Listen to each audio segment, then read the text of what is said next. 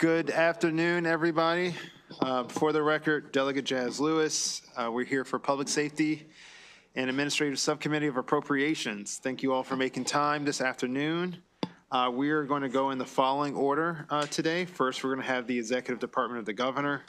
Then we're going to have the Judiciary, and then we'll have Comptroller Learman. I don't expect it will be very long, but I guess that depends on my colleagues and questions. We will begin with analysis by DLS. So Scott, you can begin when you are ready. And then I see Mr. Harris and team, you all can approach once he's finished. Thank you. Good afternoon, Mr. Chairman. Today I will be presenting the analysis for the Executive Department. Oh, sorry. Yeah. Good afternoon, Mr. Chairman. I'll be presenting the analysis for the Executive Department Governor's Office. The Governor's Office exercises supervision over the agencies of the executive branch and provides oversight, guidance, and coordination to various state agencies. As you can see in the operating budget summary, the fiscal 2026 budget increases by $1.6 million or 7% to $24.1 million. There are two proposed deficiencies included in the fiscal 2026 budget that provide a net total of $403,712 in general funds for the Governor's Office. The first deficiency withdraws $76,288 for personnel expenses to transfer a position to the Governor's Grants Office. The second deficiency adds $480,000 for a federal government affairs contract to assist the Governor's Office of Federal Relations in advancing the state's priorities. As you can see in Exhibit 1 on page 3, the majority of the Governor's Office budget, 83% to be exact, consists of expenses related to personnel. Personnel expenses include everything from the Governor and Lieutenant Governor's executive staff and advisors to other personnel who assist with the daily functions of the office. As you can see in Exhibit 2, the fiscal 2026 allowance increases by $1.6 million, with the largest increase in spending being $953,996 due to salary increases and associated fringe benefits. Other personnel-related expenses include an additional $506,307 for 3 new positions. Additionally, there's an increase of $436,984 in management studies, software licenses, and outside consultants for the innovation team within the Governor's Office. Regarding personnel, as of December 31st, 2024, there were 13 vacant positions, with 2 of them being vacant for less than 3 months, 3 of them being vacant for less than 9 months, and 8 having been vacant for more than a year. 3 new regular positions have been added in the fiscal 2026 allowance. 1 position will provide oversight to support Maryland's Office of Overdose Response and is supported with special funds, while the other 2 positions are for Director and Special Assistant to lead the Government Modernization Initiative. A key observation to note involves upcoming activities for the innovation team. In fiscal 2025, the Executive Department received $2.15 million from Bloomberg Philanthropies in order to create an innovation team. The team was to be comprised of 8 new positions that will act as an in-house consultancy working on state priorities of childhood poverty and economic mobility by collaborating with partners and internal and external stakeholders. As of February 17th, 2025, 7 of the 8 positions have been filled, with the remaining positions expected to be filled by the end of February 2025. Bloomberg Philanthropies is providing $2.32 million in fiscal 2026 for the innovation team. This additional funding will support the launch of the team's initial project, which is intended to increase the residents' and small businesses' access to capital through the Maryland Community Investment Venture Fund, as well as build out and begin implementing additional research projects. The innovation team will continue to work with other agencies by providing capacity support and identifying new projects that align with its mission. And that brings us to the operating budget recommended actions on page 7. And DLS recommends reducing 2 new positions and reclassifying long-term vacant positions, as well as eliminating the deficiency appropriation for the federal government affairs contract. And that concludes my presentation. I'm happy to take your questions. Thank you, Mr. Benson. Colleagues, any questions for DLS? Seeing none, thank you very much. Mr. Harris, you can begin when you're ready. Good to Thank see you. Good afternoon, Chairman Lewis, Vice Chair Ivy, and members of the subcommittee. I'm Fagan Harris, Chief of Staff, Office of the Governor. With me today is Mona Vida, Director of Financial Administration. We thank you for the opportunity to appear before the subcommittee as you review the proposed budget. We would like to thank our assigned analyst, Mr. Scott Benson, for his thorough analysis of our budget. Our office has enjoyed working with him. Over the past year, the Moore-Miller administration has demonstrated bold leadership and decisive action, tackling some of Maryland's most pressing challenges while advancing a vision of opportunity and equity. At the core of our economic vision, this administration has introduced a pro-growth agenda focused on industries of the future, such as life sciences, AI, cybersecurity, quantum computing, defense, and aerospace. In the wake of the Key Bridge collapse, the administration led a swift and coordinated response to reopen the port, provide financial assistance, and develop concept rebuild plans.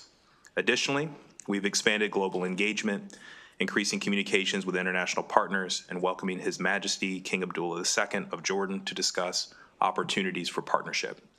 Prioritizing the well-being of Maryland's youth, we've launched the Enough Alliance, doubling down on our commitment to leverage new and diverse funding sources for the betterment of Maryland, and advancing our mission of leaving no one behind. Amid the federal administration transition, the Moore-Miller administration has remained resilient, securing resources and partnerships to strengthen and grow Maryland's economy and workforce. Through these efforts and more, the Moore-Miller administration has continued to deliver on its promise of a stronger, more inclusive Maryland.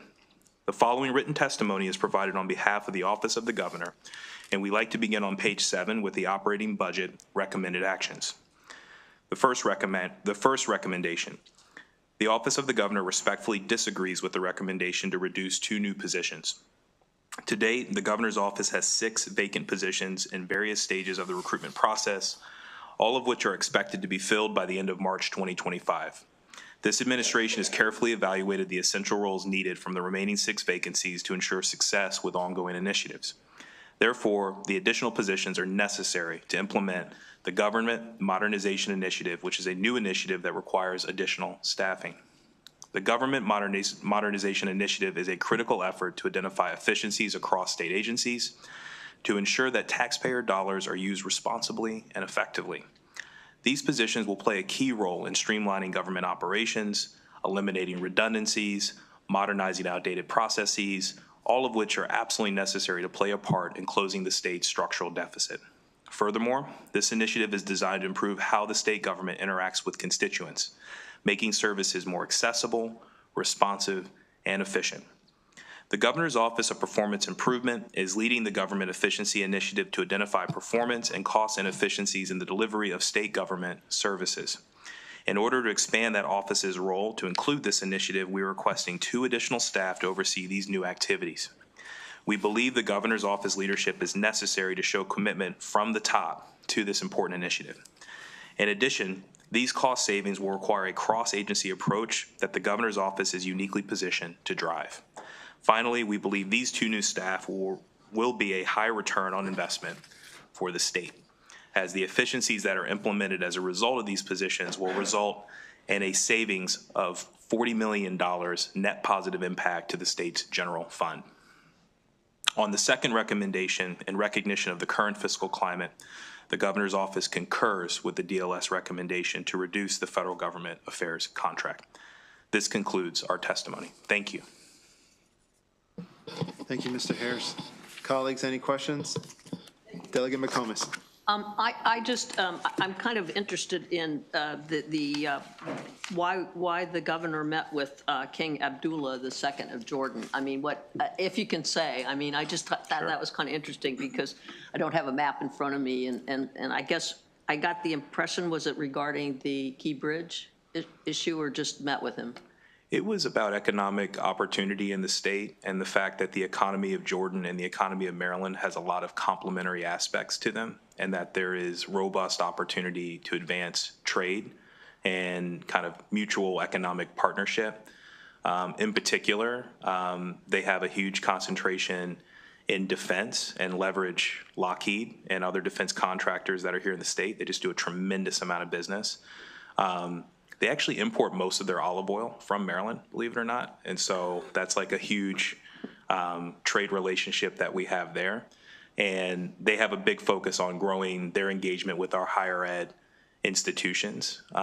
They have their biggest problem and need is increasing the education and the higher education of their citizens. And they're very interested in our institutions of higher ed and sending people from their country to get trained, credentialed, and then sent back. And so that's what they want from us. And we would love to see more investment from Jordan in Maryland, whether it's in our olive oil business, our defense business, our cyber business, our quantum business. They're paying very close attention to all of that. Thank you. I just have one quick follow-up. Sure. I don't know where Jordan is with the whole issue in Israel and Hamas and that whole thing, but that's not going to cause a problem for our relationship with Israel or with Jordan because of where we are right now. I appreciate the question. And if you can't answer, I don't think you should. That feel free not to. Sure. Or offline. I would just say that my understanding is that Jordan is playing a broker role in the Middle East. They're one of the actors that tries to bring all the stakeholders together to the table to find successful resolutions. So I think they're viewed neutrally and favorably by all parties involved. And so I don't think strengthening our economic relationship with Jordan will have any consequences with other important stakeholders in the region. Okay. Thank you very much, and thank you for the indulgence. No problem. Vice Chair Ivey? And thank you, Mr. Chief of Staff and Thank you, sir. team for being here today. Just, of course, seeing one of the two recommended actions is to do away with the government affairs contract, the federal government affairs contract.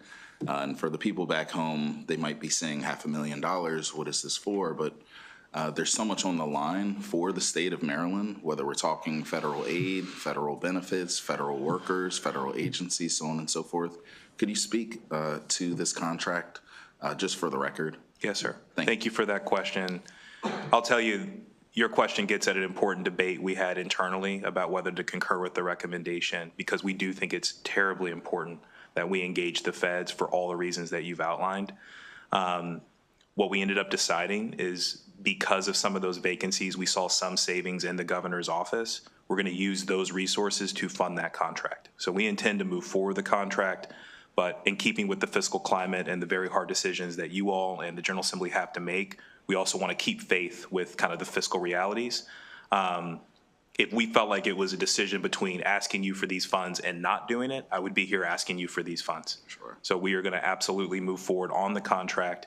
We may need to be back next year for some additional resources to continue it, but I figure we'll cross that bridge when we get there, no pun intended. But we will get the federal affairs contract done, and we will do our level best to protect all of the federal investment that's so critical to all of Maryland, including especially Prince George's County, as you know all too well. Thank you. And again, just to be clear for the record, this is to help us with the new administration. Yes, sir. And the new trifecta that is controlling Washington, correct? 100%. We have billions of dollars of exposure and federal funding. Much of that, a large percentage of that, is now in question of whether or not we will successfully continue to see that investment flow into Maryland. Our kind of strategy here is that we need to bring as much resource and as much connectivity and as much savvy and sophistication to our approach with dealing with those federal partners so that we can protect as much of our incumbent federal investment and now grow it in the new climate. Because just because the administrations change, our priorities cannot change. The federal government is going to remain a steadfast partner for so much of what we want to get done in Maryland. And so the point of that contract is exactly right, sir. We need to navigate the current federal environment. We cannot wait to see what happens. We've got to be proactive. So we have every intention of moving forward with that contract. Thank you, and thank you for putting Prince George's at the top of mind there. Yes, sir. Thank you. Colleagues, any other questions for Chief of Staff? I would just flagging those investments that I know you are also fighting to protect includes Aberdeen Proving Ground, as I look to my colleague from Harvard as well, and, you know, Fort Meade, as I look over to the left, with delegate change, and it's all across the state, so you know the stakes. Thank you so much, sir. Thank you. We appreciate y'all. Thank you. Have a wonderful day. Thanks again. So now we will transition over to the judiciary, and I have a conflict. I have to step out, and I will hand it over to my vice chair. Thank you, Mr. Chairman. Yep. And today we're going to have Mr. Jacob Polikov from DLS give the budget analysis. And then after that, we will have our Chief Justice and the entire team take it away. Thank you for being here. Mr. Polakov.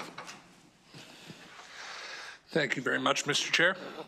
Again, Jacob Polakov for the Department of Legislative Services, here today with the budget analysis for the judiciary's fiscal 2026 allowance. The fiscal 2026 budget increases by $31.7 million. That's a 4.1% increase above the fiscal 2025 working appropriation, reaching a total of $813.4 million. General funds increased by $32.4 million, largely due to the creation of new positions, along with salary increases for judges and other employees, along with security improvements in district court facilities. Federal funds decreased slightly by about $1.2 million, and that's mainly due to the expiration of a Federal Bureau of Justice Assistance Award. On pages 3 and 4 of the analysis, we have a list of the actions recommended regarding the judiciary's budget, as well as reports we're recommending the committee adopt narrative requesting. I'll be talking about these throughout my presentation, and we'll go through them in depth at the end. The judiciary is composed of 4 courts, along with multiple programs which support the administrative, personnel, technological, and regulatory functions of the judicial branch. The courts include the Supreme Court of Maryland, the Appellate Court of Maryland, the Circuit Court of Maryland, and the District Court of Maryland. The Chief Justice appoints a state court administrator to head the administrative office of the courts and to oversee all administrative duties. On page 5, we have discussion of our first performance metric in the analysis. In December 2024, the judiciary submitted its annual report on court performance measures. Statistics from fiscal 2024 are compared to data from fiscal 2023 to measure changes in the judiciary's performance. The judiciary sets a standard for the number of days that each type of case should take for processing from start to finish. Notably, criminal DUI cases and traffic must appear cases are all set at 180 days. Other types of cases may also be set at 180 days, and large civil cases take 250 days. The district court hears a wide variety of cases, including all landlord-tenant cases, motor vehicle violations, misdemeanors, certain felonies, and claims of $5,000 or less, among some other cases. And this wide range of cases requires the judiciary to have procedures in place to effectively process cases and analyze performance so that they can make changes to improve personnel and practices where needed. The data the judiciary submits in the report is a sample of all cases in the state, and the analysis of performance in the report is based on the sample data. As we see in Exhibit 1 on page 6, performance in the district court improved for every tracked case type last year. According to the data sample, the average processing time for all tracked case types was below the standards set by the judiciary. That's a notable improvement from the prior year, where 3 of the 6 types exceeded the time standard. One note here is that beginning with fiscal 2024, judiciary did make a change in how processing time is calculated for DUIs and traffic must appear cases. The clock on these cases now starts on the date a defendant first appears before a judicial officer. Previously, it started before then. As we see in Exhibit 2, which is on page 7, the sample size provided by the judiciary this year increased by just over 2,700 cases, and it brings the total to 53,011 cases provided for analysis. The largest increases were in large and small civil cases. These increases aren't necessarily indicative of any sort of formation of a trend, as the same case types did previously decrease from 2022 to 2023. With that said, the judiciary continuously monitors the total number of cases each year overall and in each court to determine the need for additional personnel or a need for policy changes to contend with changing case flows. Starting at the bottom of page 7, we have a similar discussion for the circuit court as we just had for the district court. That same report the judiciary submitted also includes circuit court statistics. Unlike the district court, the circuit court holds jury trials and deals with more serious criminal cases, along with major civil cases, family law cases, and many of the appeals from the district court. The state has circuit courts grouped into a total of 8 circuits. As with the district court, the data provided is a sample of data from across the state.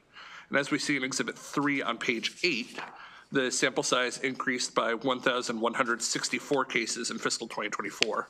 The bulk of the increase is in juvenile delinquency cases. There was also an increase in foreclosure cases. Decreases in criminal and civil cases partially offset those increases. The average processing time for circuit court cases increased for 4 of the 8 tracked case types in fiscal 2024. And as we see in Exhibit 4 on page 9, increases were seen in juvenile delinquency and child in need of assistance, or CINA shelter, cases of 36 and 27 days, respectively. The judiciary should continue their work to evaluate the performance of the circuit court as it works to bring average case processing times within the time standard. The judiciary should also comment on if a specific reason has been identified for the increase in juvenile delinquency cases. And given that 3 of the 4 case types where average processing time has increased involve vulnerable children, what actions are being taken or could be taken to improve average case processing times in the circuit court for cases involving children? The Department of Legislative Services is also recommending the adoption of committee narrative, requesting the submission of a report on court performance measures for fiscal 2025. On page 10, we have a discussion of the judiciary's problem-solving courts. These courts are intended to deliver justice to defendants with certain characteristics meriting additional attention. These courts utilize a collaborative therapeutic system to deliver justice, reduce recidivism, and ensure that defendants can return to being productive members of the public. Each of these courts utilize partnerships with public and private entities to deliver positive outcomes for Marylanders in the justice system. PSCs maintain specialized dockets, which combine a variety of approaches for helping an individual leave the justice system and return to society, including therapy or other mental health support, assistance with finding housing and employment, rehab for drug and or alcohol addiction, and other support as determined by the court, prosecutor, public defenders, and other involved parties. The judiciary has created PSCs in 23 of the state's 24 jurisdictions and monitors outcomes from these courts and evaluates the potential for additional courts of the existing types as well as new types of PSCs. The 2024 JCR requests that the judiciary submit a report on problem-solving court performance and funding. Judiciary's response indicated that the actual cost to operate the PSCs in fiscal 24 was $8.2 million, and the fiscal 2025 working appropriation contained $8.6 million. The fiscal 2026 allowance contains $8.2 million for PSC operations. As shown in Exhibit 5, which is on page 11, circuit court problem-solving courts accounted for $6.8 million, or 82.6% of the funding for PSCs in fiscal 2024. Circuit courts receive more funding than the district court for PSCs in each year. The judiciary currently operates a total of 68 problem-solving courts in every jurisdiction with the exception of Garrett County. Exhibit 6 on page 12 shows a list of the types of problem-solving courts, with adult circuit drug courts representing the most common type of PSC at a total of 20. Exhibit 7 on page 13 shows that the drug courts received $5.8 million in fiscal 2024, or 67% of the total funding for PSCs, and that's consistent with drug courts being the most common type of PSC. Most of the funding is allocated for personnel expenses, with the remainder being for equipment, supplies, training, travel, and consultants. Funds are used in similar proportions across all types of PSCs. Cases in the problem-solving courts have 3 possible outcomes: successful completion, which is what we want to see, or administrative discharge or unsuccessful completion. Administrative discharge occurs when a defendant dies during a reporting period, their probation expires, or they move out of the jurisdiction. Now, for the drug courts, the overall number of successful completions was lower in fiscal 2024 than the number of administrative discharges and unsuccessful completions. As we see in Exhibit 8 on page 14, 297 individuals successfully completed the drug court program in fiscal 2024, while 351 were administratively discharged and another 157 failed to successfully graduate. Active cases, which include all defendants whose cases remained open at the end of the fiscal year, including cases that started in a prior year, totaled 1,641. The PSCs began fiscal 2024 with a total of 1,050 active cases. Drug court cases do generally take longer than 1 year to complete, resulting in each fiscal year having more new and total active clients than completions. The other types of PSCs also have varying rates of successful completions. In fiscal 2024, mental health courts closed 300 cases, including 87 successfully, or 29% of their closures. Veterans courts closed 51 cases, with 30 of them, or about 59%, being successful. And the judiciary should comment on what measures can be taken to improve success rates in all types of PSCs. The judiciary should also comment on how criteria for acceptance into PSCs can be revised to lower the rate of unsuccessful completions across all of the problem-solving courts. DLS recommends adopting committee narrative requesting a report on PSC funding and performance in fiscal 2025, as well as anticipated costs by PSC type for fiscal 2026 and 2027. The fiscal 2025 appropriation included funding for a couple of legislative priorities, as we see on page 15. The legislature added $3.6 million in general funds to provide funding for private home detention monitoring, a program which has been coordinated by the judiciary for several years. Previously, the American Rescue Plan Act of 2021 provided $5 million in federal funds, which were used by the state to provide private home detention monitoring to defendants accused of certain crimes awaiting trial. The responsibility for managing the program was given to the judiciary.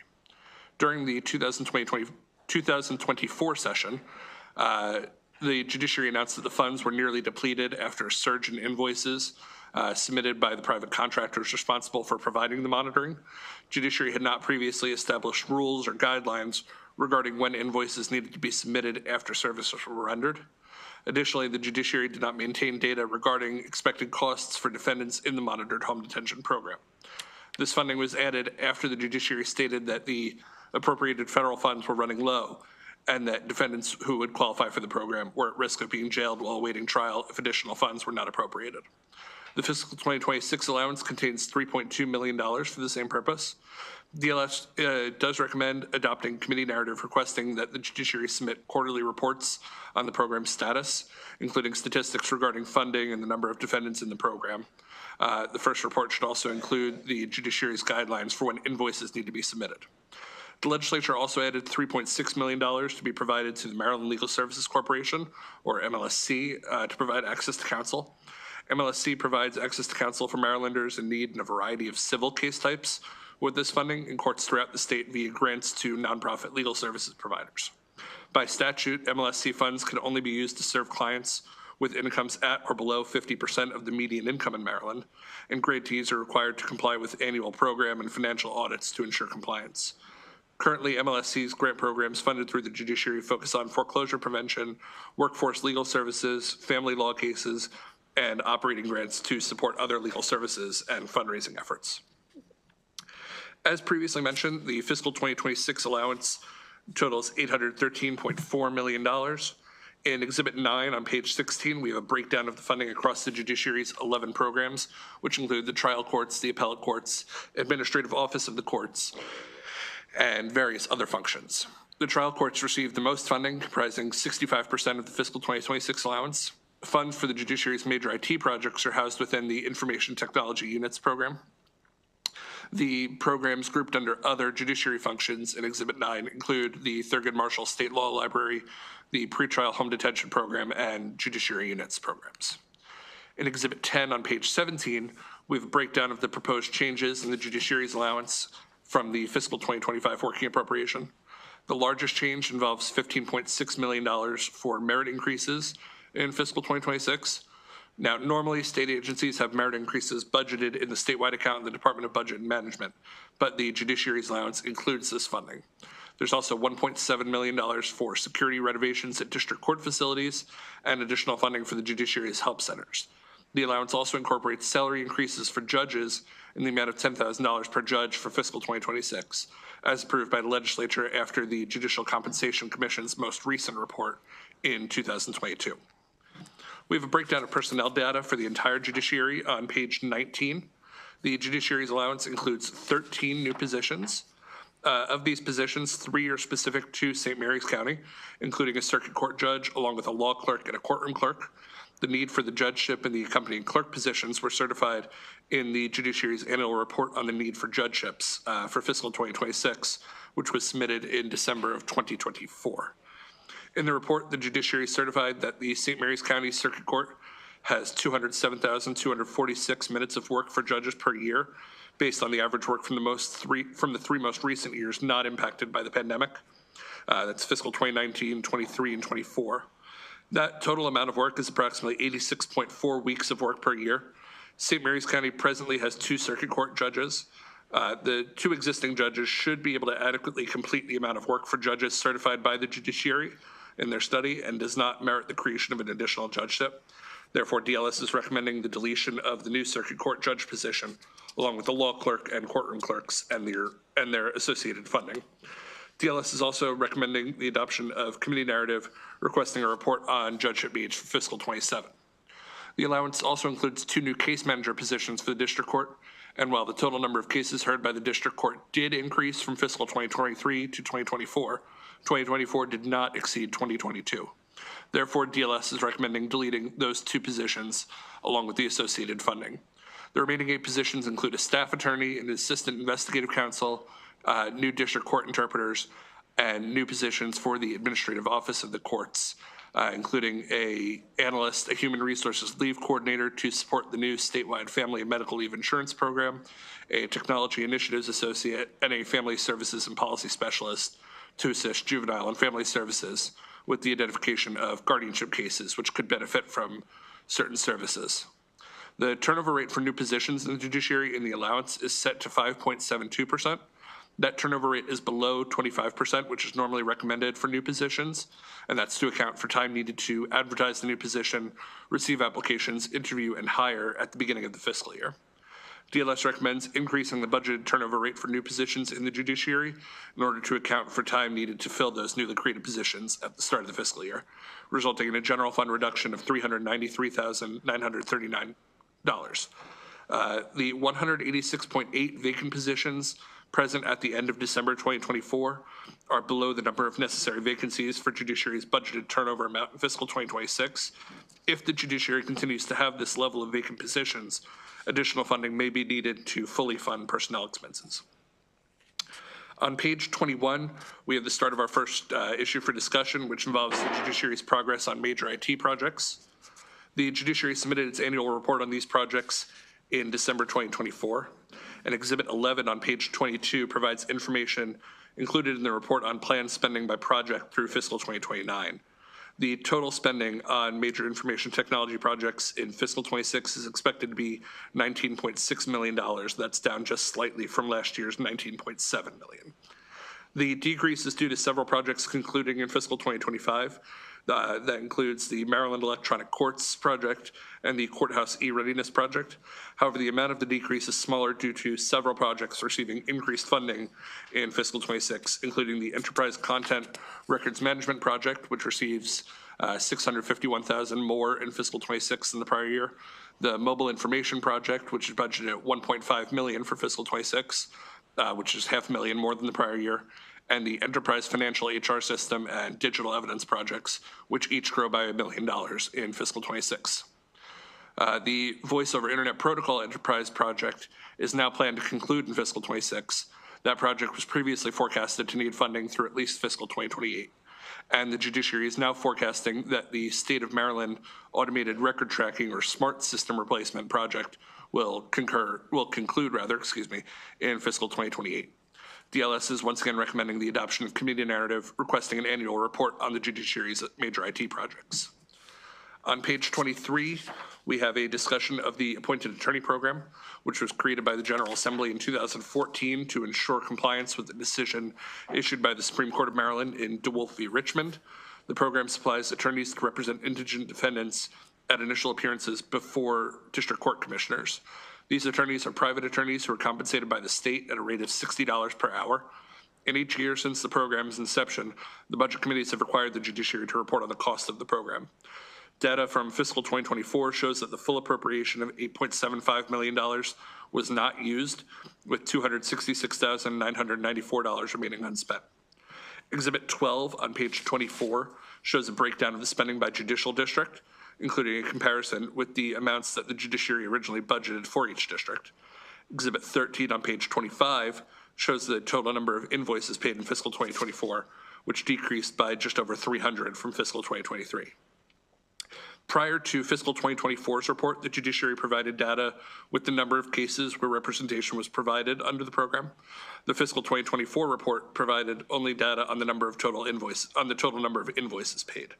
The 2024 JCR also requested that the judiciary's report on the appointed attorney program include the results of appearances where representation was provided by attorneys as part of the program.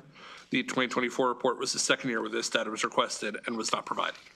Having the total number of cases as well as the outcomes could help with evaluation of this program, as there may be ways to increase efficiency or reduce costs in this program, which is required to satisfy a constitutional requirement. The judiciary should comment on the number of defendants provided with representation under the program in fiscal 2024, and DLS recommends reducing the funding for the appointed attorney program by $150,000 to better align with fiscal 2024's actual expenses.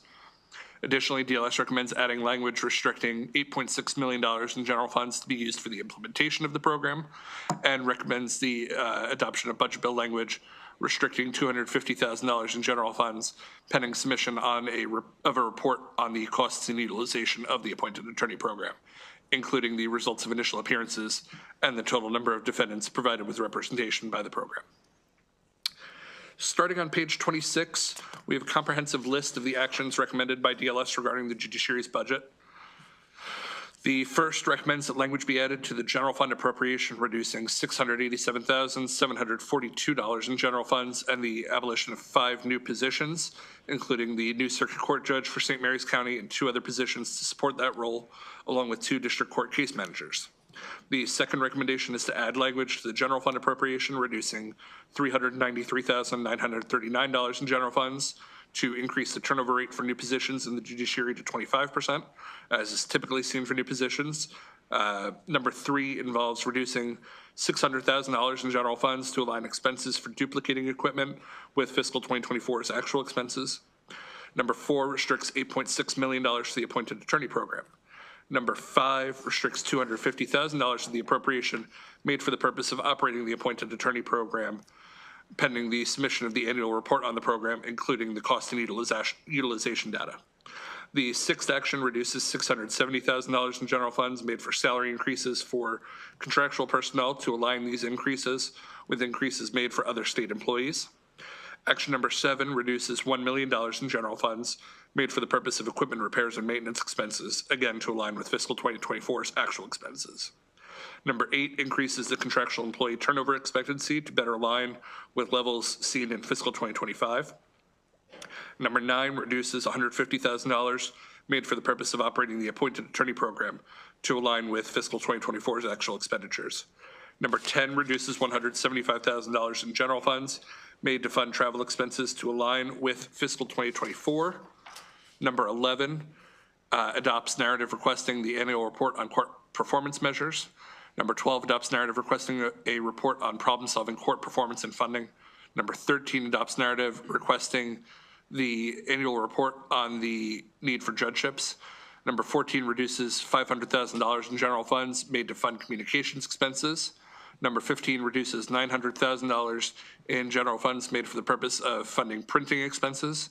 Number 16 reduces $1.2 million in general funds, and that was made for the purpose of software license expenses to decrease the funding available for additional licenses. Number 17 reduces $1.25 million, which are made to fund contracted information technology services to align these costs with fiscal 2024 expenses. Number 18 recommends the adoption of committee narrative requesting an annual report on the judiciary's major information technology development projects, including updated status and funding estimates through fiscal 2029. Number 19 recommends the adoption of language requesting an annual report on the Land Records Improvement Fund balance report. And finally, number 20 recommends the adoption of narrative requesting quarterly reports on the private home detention monitoring program. And each of those reports should include the number of enrolled defendants, the number of removed defendants removed for noncompliance or other reasons, the total amount spent in the prior quarter, the total remaining funds available, and the anticipated costs for the remainder of the year. The first report should also include the judiciary's guidelines, which state when invoices need to be submitted by providers. That is all I have for you, Mr. Chair, and I'm happy to take any questions. Thank you. Thank you, Mr. Polakov. To the committee members, are there any questions for DLS? Seeing none, we'll hand it right over to you, Mr. Chief Justice.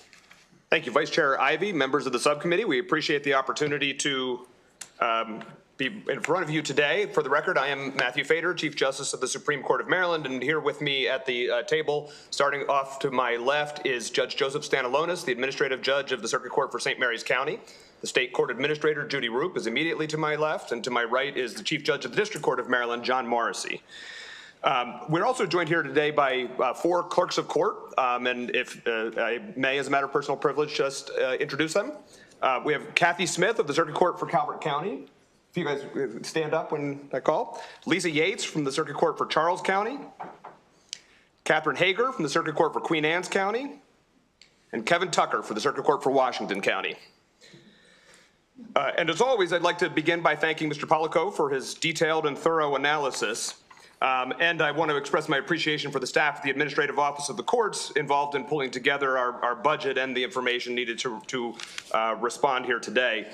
I do want to start also by briefly explaining the principles that motivate the budget decisions that we make. Our stated mission in the judiciary is to provide fair, efficient, and effective justice for all.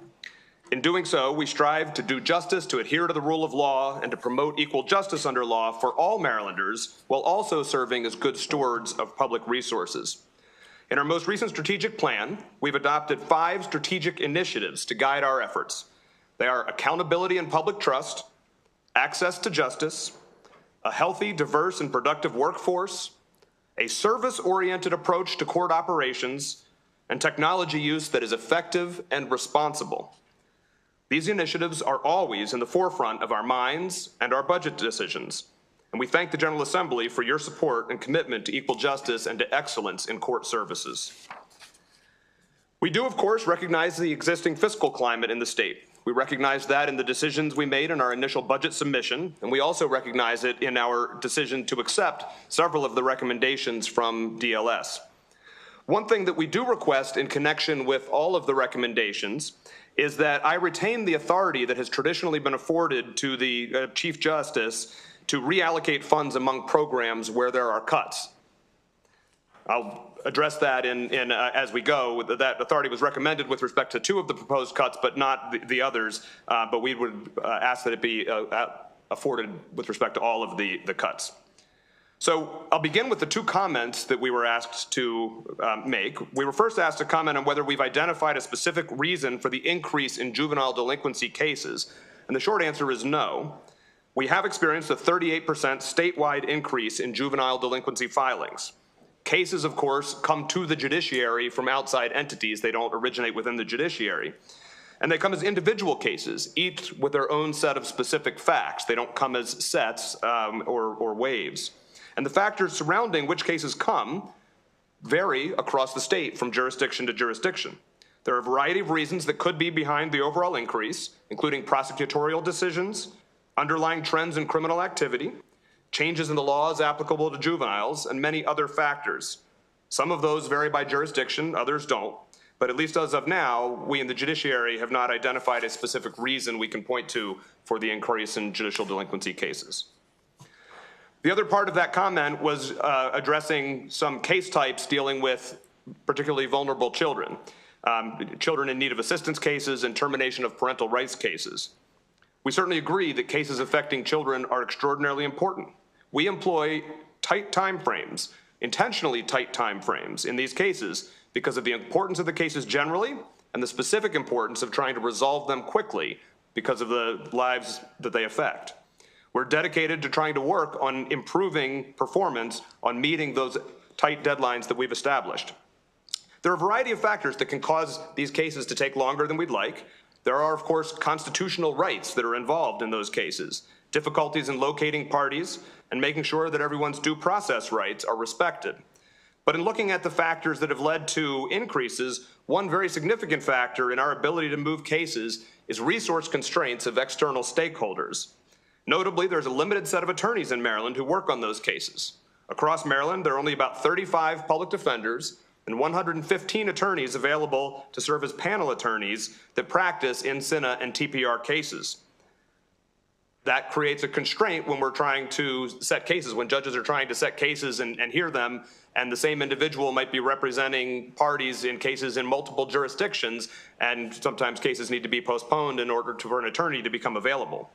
There are also resource constraints in some DSS offices across the state that impact the ability to timely process those cases. This lack of resource results in postponements and other challenges that can slow down the cases. Although we obviously lack the ability ourselves to assist with solving those external resource constraints, we're focused on finding ways to make the process more efficient. And we will be forming a work group to try to find ways internally and externally to make those cases proceed more effectively and efficiently. For the second comment we were asked to make, I'm going to turn to our state court administrator. Good afternoon. On page 14, we were asked to comment on problem-solving courts.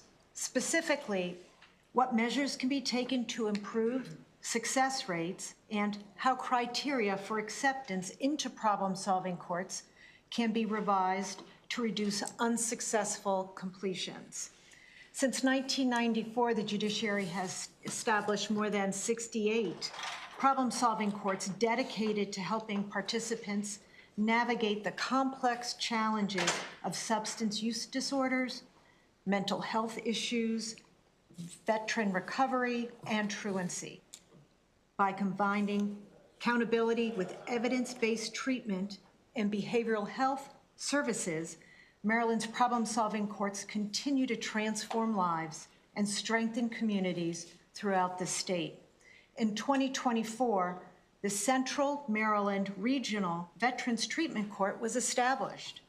This program serves eligible veterans charged with misdemeanors in Baltimore City, Baltimore County, Carroll County, Harford County, and Howard County. The regional model supports courts too small to have their own program.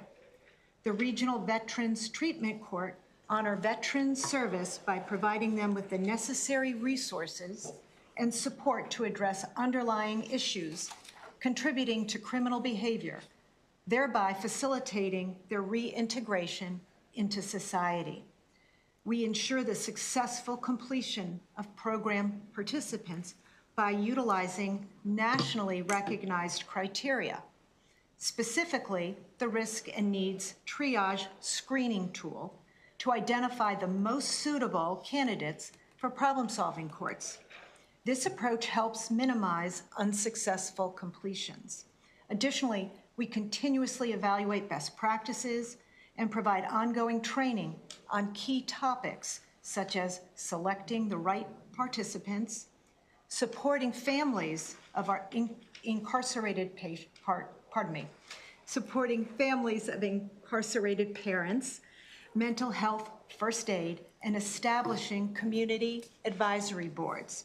These efforts are designed to enhance participant success rates across all problem-solving courts.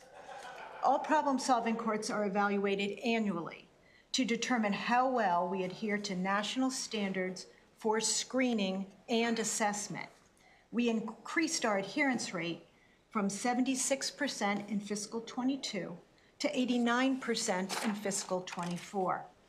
Lastly, we utilize dashboards and metrics to track success rates and are dedicated to continuously refining our processes to ensure the best possible outcome for all our participants. Thank you. Unless there are questions on that, I'll move on to the recommended actions. So recommendation 1 is to abolish 5 of the newly requested positions. 3 are related to the new judgeship in St. Mary's County.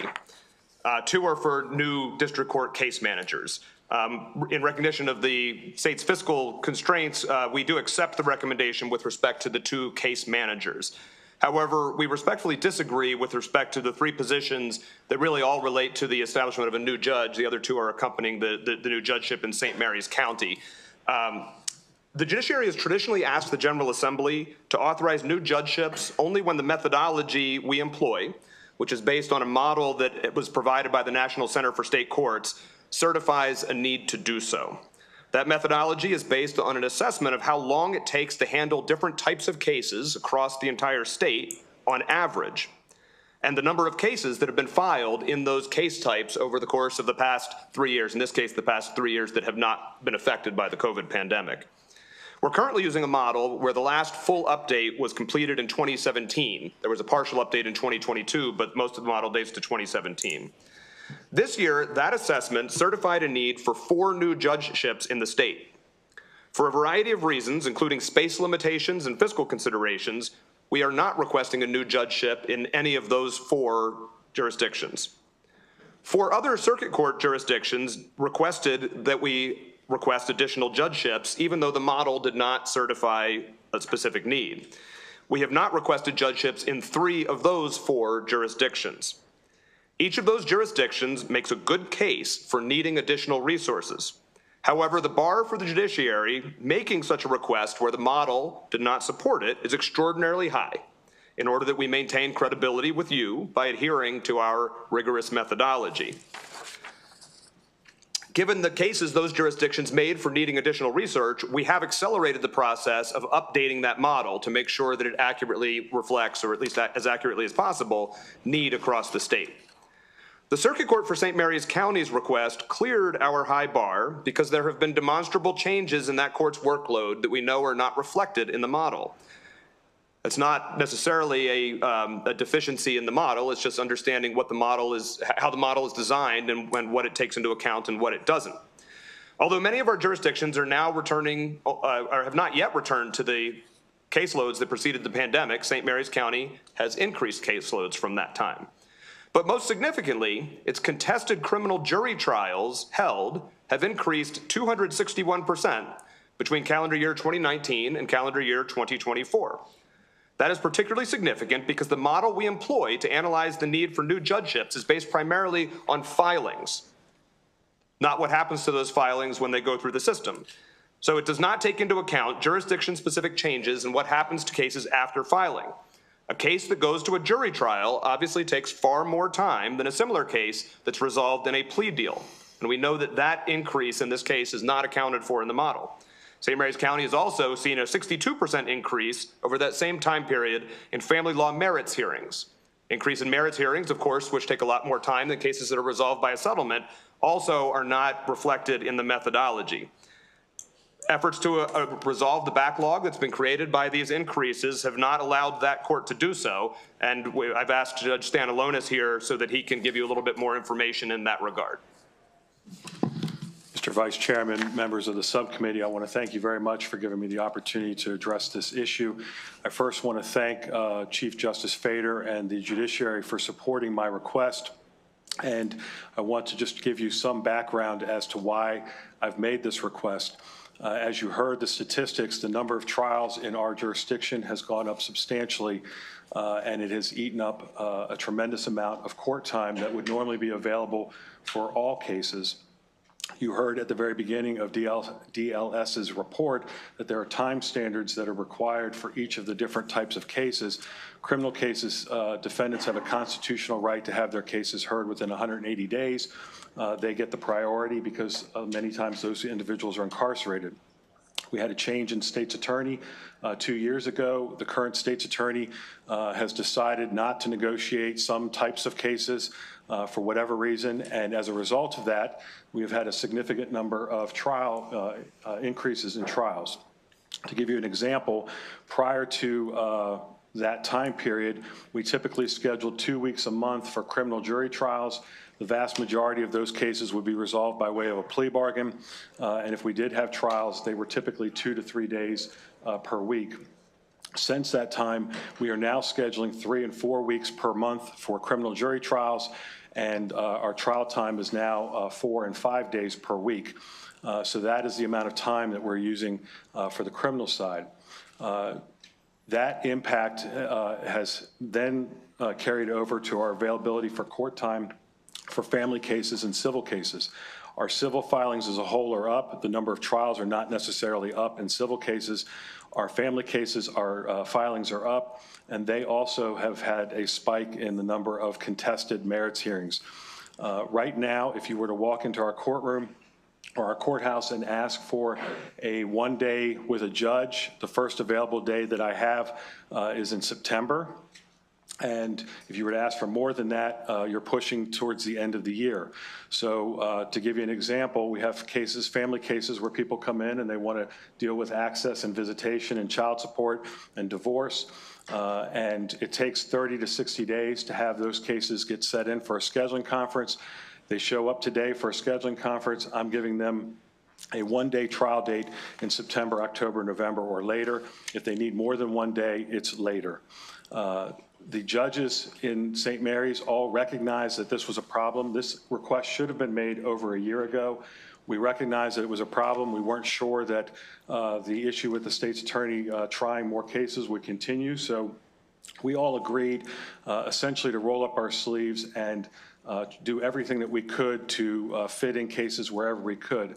If any of you are attorneys, you know typically in Maryland, courts start at 9 o'clock. There's usually a lunch recess. Most courts recess for the day between 4:30 and 5. In St. Mary's, we're starting court most days at 8:30, some days as early as 8:15. We're going through some or all of the lunch recess almost every day, and we're staying late on most occasions. That has helped us to get to where we are now, where you're waiting 7 or 8 months for a day with a judge. But the problem is, many times, especially in family cases, you have one parent has left with the children and is refusing to give access and visitation to the other parent. The first day I can get you in with a judge for that is September. If one parent is left with the burden of the children and no resources to take care of those children because the breadwinner has walked out the door and is refusing to pay child support or temporary alimony, if you need time with a judge, a half day or more, the first time I can give you is September. And it's a serious problem. Nobody should have to wait 6 or 7 months to be able to see their kids or to receive child support or assistance. So we are asking for this request, not because it's a luxury item, but because it's a necessity. And it's not, what we're doing currently just isn't sustainable. We can't keep up with the pace that we've been doing for over a year. Thank you all. I don't know if you would, I promise that all of our other responses will be much quicker than this, but I don't know whether you want to take questions before we go on? At the end, okay.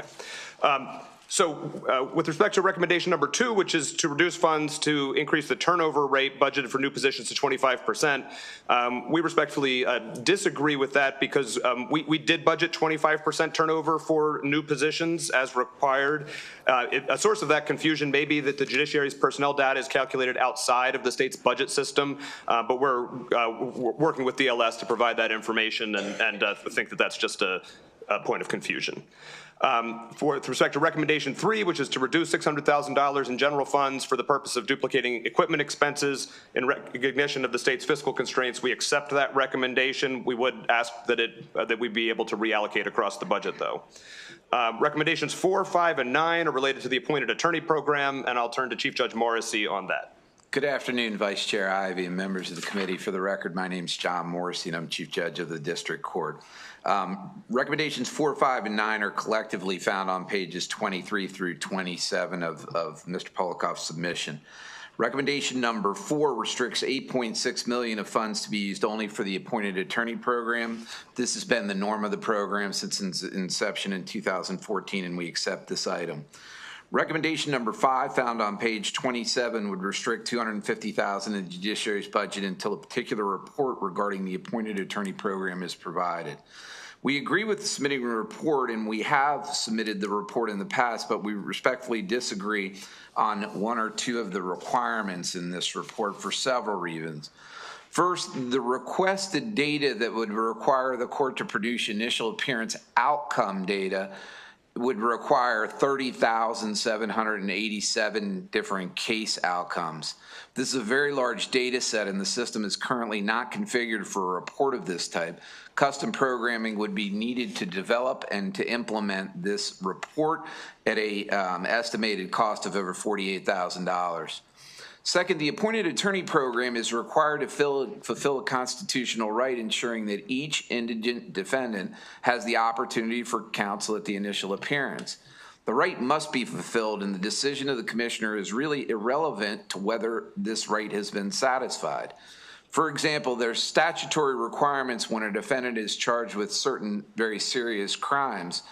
Those crimes that hold a maximum penalty of life in prison or certain firearms charges or a prior sexual offense, registered sex offender that remove a commissioner's discretion from releasing the individual. They have no ability to release the individual. It's a hold without bond. Accordingly, regardless of any argument, the indigent defendant still has the right to have an attorney there, but regardless of whatever argument is made by the appointed attorney, the commissioner would still lack the legal authority to release the defendant and must hold the defendant. Finally, the initial appearance outcome data request will not help guide as to the efficiency and effectiveness of the program. The facts of each case are unique, and the decisions made by commissioners at the initial appearance involve many factors, some of which are the nature of the current charges, the prior criminal record, the number of times the defendant has failed to appear, employment history, safety of the victim, and yes, the argument of the appointed attorney. They're just some of the factors considered.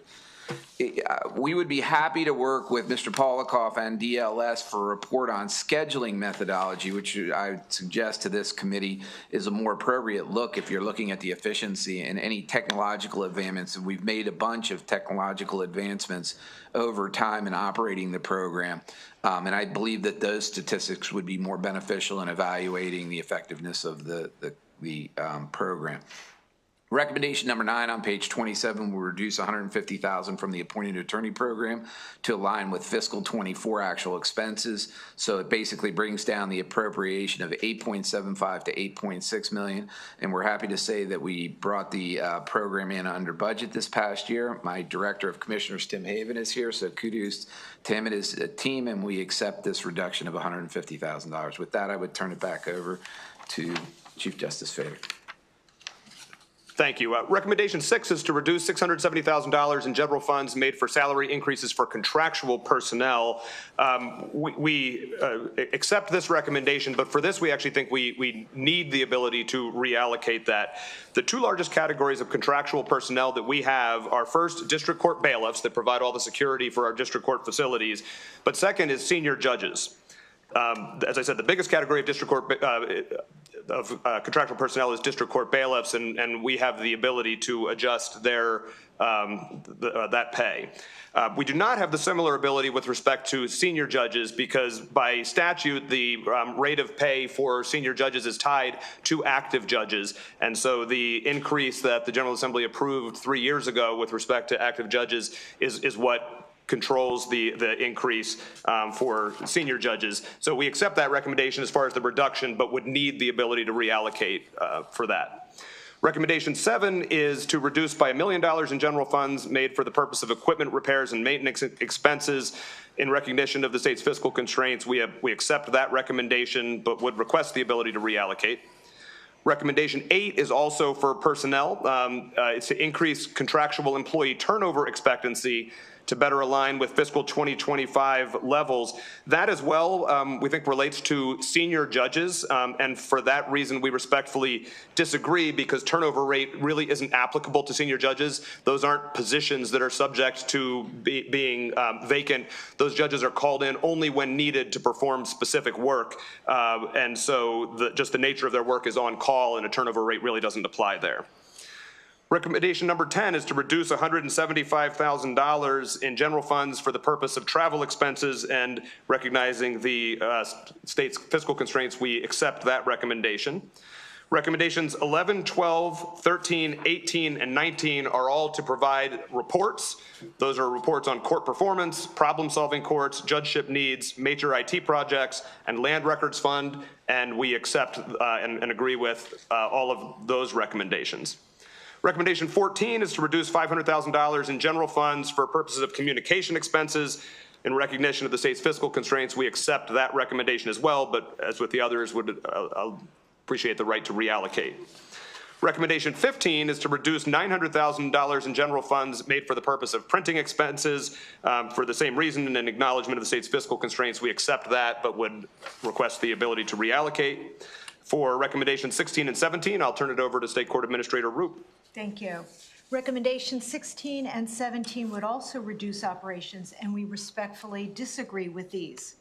On page 9, recommendation 16 reduces general funds needed to purchase software licenses. In 2024, the Judiciary's technology team successfully completed the migration of the final court onto Maryland's statewide electronic filing and case management system, MDEC. This milestone has significantly enhanced accessibility, improved court efficiency, increased transparency, and strengthened case tracking and management. Our technology initiatives are strategically aligned to ensure system reliability and data integrity in support of both the courts and the public. A key component of this is ensuring the availability of essential software licenses. The costs associated with software licenses directly impact the continuity of critical court services. These licenses support document management. Our system processes, reformats, and distributes financial reports received from the Annapolis Data Center. We have experienced rising costs due to the merger of vendors for Virtual Server Enterprise License and Microsoft Office 365. These licenses support increased user capacity and enhanced security features, including phishing and threat detection. These upgrades are essential for safeguarding court operations statewide. Lastly, we experienced rising costs for Zoom Enterprise plus Government model. The transition to this upgraded model expands capacity and functionality, ensuring we can meet the growing demands for remote proceedings effectively. On page 10, recommendation 17 reduces general funds for contracted information technology services. These services are essential to maintaining the judiciary's ability to function securely and reliably. For example, contracted information technology services support the fundamental operations of Maryland courts, including case management, financial reporting, and digital document processing. Courtroom video conferencing has become a vital tool for ensuring access to justice, particularly for remote hearings, scheduling and status conferences, and accommodating individuals with accessibility barriers. Budget reductions could lead to limitations in virtual proceedings, undermining the court's ability to serve the public effectively. Lastly, rather than data infrastructure cabling managed by 24 counties, the judiciary has invested in a statewide cabling network to ensure reliability and security throughout our court system. These funds continue to support these critical needs. These investments are crucial for maintaining unified court operations and ensuring that Maryland's judiciary continues to provide secure, efficient, and accessible services to the public. Therefore, the judiciary respectfully requests a reconsideration of these two areas. Thank you. And the final recommendation, recommendation 20, is a reporting requirement on private home detention, and Chief Judge Morrissey will address that. Okay. If you recall, the origins of this program is that the Department of Budget and Management placed this program in our budget without any discussion to us. Nonetheless, I'm pleased to report that the private home detention monitoring program, this is found on page 30, is operating smoothly, and we came under budget this past year. The problem in the year before, and Delegate McComish, you can probably appreciate this, is that I did not anticipate that someone would sit on invoices for any extended period of time. Having been the back part of my law office prior to becoming a judge, our bills went out on the first of the month every month. You did not wait, you sent them out. We've since last session learned our lesson, and we revamped the program. We reissued contracts for all these private agencies. We now hold them to a 60-day turnaround on that. And so we've been able to budget and forecast much more effectively this year, and that was why we were able to bring the whole program in under budget.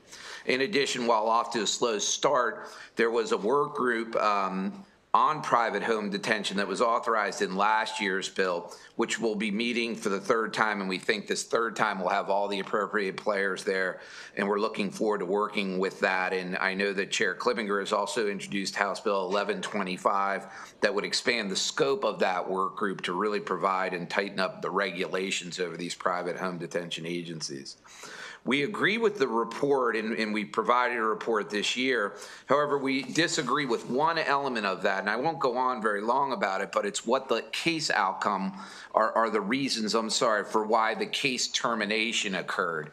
And again, it can happen for a number of reasons. That's a problem with some of these data items that are asked for, is that an example could be that when a child is charged as an adult at a bail review and they're placed on private home detention, but if they're waived down to juvenile court, we know that they were waived down to juvenile court, but the monitoring shifts then from private home detention to DGS. We don't know the reason necessarily. We just know that it's shifted.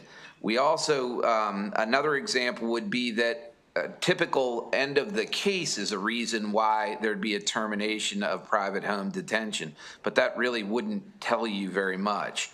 In both of the examples, we know that the monitoring had been terminated, but there's no reason coded in the case. So when I end a case, like if I find a person guilty and I sentence them to time served, I don't instruct or place anywhere on the court file to remove the ankle bracelet that they have on. They just do that.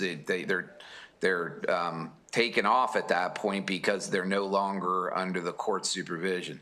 So the requested report, therefore, would require a manual review of each of these cases, and there's thousands of them, to determine the reason for the termination. It would be extremely labor intensive. We can provide all the other points except that, and we respectfully request that this requirement be removed from the recommendation. I'd like to thank this committee for all the hard work that they do, having sat through a number of the hearings already. I don't envy you, and I appreciate the hard work and determination it takes to stay with us on this. With that said, I'll turn it back over to Chief Justice Fader for closing remarks. So that does complete our responses to the comments and recommendations. We very much appreciate all of your attention and stand ready to answer any questions. Well, thank you so much for being here and for the robust discussion and overview here. I know we have a question from Delegate McComas. Just briefly, I have never been to Harris County Court. So my question is, we have up in Harford County, you know, everybody, you're used to your own turf. We have at least two, and we might well, actually maybe three magistrates. We have one for juvenile, which is Master Hart, who's been there a long time, and then we have the ones that deal with the child support, child custody. We also have the family, the family social workers that try to work with the parties to try to negotiate, you know, settlement as far as the custody. And then they don't deal with the child support. It's just the custody issues. And it's kind of a bifurcated, they go in and they also have a parenting, they have to put in the parenting plan and all that good stuff. And the other thing is they have like this, course that they have to go to and show that they did. Do you have some of that? Because I was like wondering that since all these cases are very high, the domestic ones, and they do take a lot of time. So we do employ, we have a magistrate, and Okay. We use the magistrate. We're supposed to use a magistrate if it's 3 hours or less. We use the magistrate for more than 3 hours if the parties will agree to that. The one issue with a magistrate is that if you're unhappy with the decision, you can file exceptions. Correct. And then you have to relitigate the issue. So in the contested cases or the cases that are potentially going to be contested, usually the parties don't want to risk going twice. But we do use a magistrate. We use senior judges quite a bit. We are trying to use senior judges to do dispute resolution, to do mediation. We use a lot of programs and services. I don't always require everybody to do those programs and services, but we do highly recommend it. We have a family law clinic where attorneys meet pro bono with individuals who are unrepresented to try and answer questions and assist them through the process. So we are doing everything that we can to try and expedite those cases through and assist the parties to get a quick resolution. I can't answer the question as to why there are more contested merits hearings than in the past. I do know the filings are up, so it could just be, you know, maybe it's the same percentage, but because there's more of them, there just is more contested. But has St. Mary's County's population increased significantly? or- Our population is steadily growing. I don't know that it's a significant growth, but it is steadily going up. We have a military base in our jurisdiction, so there is a lot of work that comes into St. Mary's County, and a lot of people are now going to be living in St. Mary's County that maybe weren't before. So I would imagine the population might continue to grow. Again, I can't answer as to why we're having more contested cases. Yeah, I just was kind of like shocked, but, because I always thought you were very, you're very historic and you're very pastoral and a very, very nice place, and I was kind of surprised, because we feel. We are a very nice place, and we continue to want to be a very nice place. No, I mean, because Harford County, it just seems like we're growing out of our own, our own boundaries. Thank you very much. Thank you, Mr. Chairman, for the indulgence. Obviously, you're doing the best you can, so thank you all. We appreciate it. Absolutely. Delegate Schindler? Thank you, Mr. Chair, and thank you, Mr. Chief Justice. I just had a quick question. Security is certainly front of mind for all of us, specifically in Washington County with the tragic death of Judge Wilkinson. And I was curious if you might be able to elaborate on some updates on enhancing security at our courthouses, specifically for judges. Thank you. So, and we are very appreciative of what the General Assembly enacted last year with the Judge Andrew F. Wilkinson Judicial Security Act, which made a big difference in personal security with respect to its first two provisions, allowing judges to take steps to get personally identifiable information removed from the internet and even other protections, which is directly getting at something that, of course, led to Judge Wilkinson's assassination.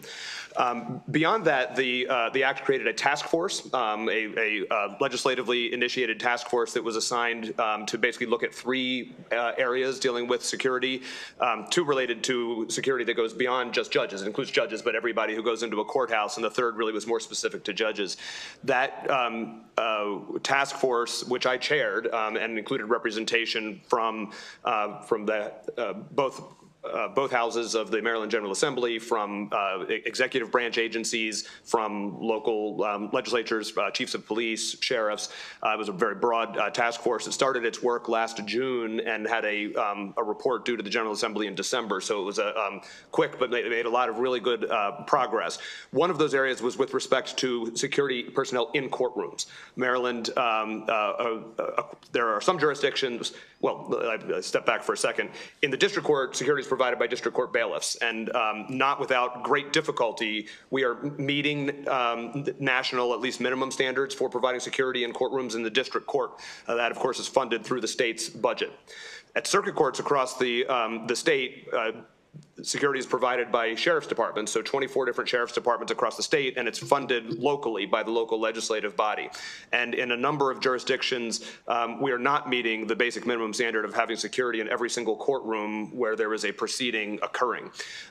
So the task force recommended adopting that as a minimum standard and finding a way to have the state support the transition of the local governments to meeting that standard over a period of time.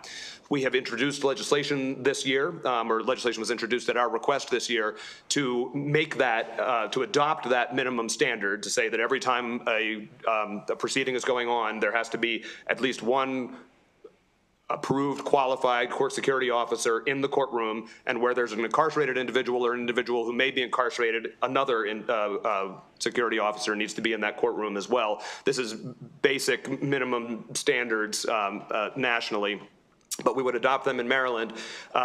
We don't know exactly what the delta is between what should be provided and what is there. We know that in some of our largest jurisdictions, there is no security in courtrooms hearing family law proceedings, for example. Family law cases are among the most emotional and dangerous that exist. There's a family law proceeding that led to Judge Wilkinson's assassination. But we don't know exactly what that delta is. So that bill would establish a minimum standard for security in the courtrooms and also require each of the 26 different entities in the state that's responsible for maintaining security in courthouses to report on exactly what they would need in order to meet that standard, what obstacles are in place to meeting that standard, and propose a plan to how to get to meeting that standard. Those reports would be due by September of of this year, so that that could inform legislation next year in order to help fund the transition, so that the local government entities that are responsible for providing that don't bear the brunt of it, all the brunt of it immediately, but can transition to being able to pay for it. So that's one issue. The other two things that the task force dealt with, we're looking into issues of parking, and that is the one that's specific to judicial officers. In a number of our facilities, there is no parking that is secure and attached to the courthouse to allow judicial officers to go in. So in some of our jurisdictions, for example, a judge might have to park a couple of blocks away from the courthouse, walk to and from the courthouse with people who are or were in front of them that day, or family members of people who are or were in front of them that day. That is not a safe way to proceed. So we did a survey of the arrangements in Washington County, for example. The judges need to park on the street, right? And there's only one entrance in and out of the courthouse, so they need to use the same entrance as the members of the public. So we are looking at ways to make the current situation better. Obviously, it's not fiscally possible just to build attacked parking garages on a lot of these historic courthouses, but there are things that can be done in order to make those arrangements safer. We've identified what those are with respect to each court. We understand fiscal constraints that are here this year, and so we didn't come in asking to fund all of that at once, but we want to be able to have a plan to do that over time and make those arrangements better. Relatedly, there are costs to make the public areas of courthouse better that we have surveyed all of our court facilities and figured out what we need to do in order to harden courthouses. We've had gunfire into courthouses in the state, and other things that we know what we need to do in order to harden those courthouses, provide improved access, and keep all of our public areas safer. Similarly, we would like to be able to come in and request that the funds to do that all at once, but need to understand we need to do that gradually and have a plan laid out to do that. So we're working on it. We've identified those areas, and the task force that this body set up has been greatly helpful in our efforts to do that. Thank you so much. Thank you. Thank you for the question. I think it's really sad that we have to have these discussions, but we do. Are there any other questions from members of the committee? Seeing none, I want to thank all of you for being here today and for the great work that you do for the people of Maryland. Thank you very much. Moving on, we are going to see next hear analysis from David Proppert, budget analyst for DLS, regarding the Comptroller of Maryland's budget. Madam Comptroller, you can approach whenever you'd like, and you can bring your full panel whenever you're ready. Mr. Proppert, you can take it away. Thank you, Mr. Chair. My name is David Proppert, and I'm here from the Department of Legislative Services to go over the Comptroller's fiscal 26 allowance. The fiscal 26 allowance increases by $90.1 million, or 41.2% compared to the working appropriation, for a total of $309.1 million. The year-over-year change in reimbursable funds appears a bit more exaggerated than it actually is, because at the time of writing this analysis, the Department of Information Technology had not distributed all of the Comptroller's funding for major IT projects in fiscal 25. There's a general fund increase of about $21.3 million, which is primarily due to personnel costs associated with 117 new positions, including 68 contractual conversions. Moving to page 5, the Revenue Administration Division is responsible for receiving and processing tax returns and payments for various state taxes.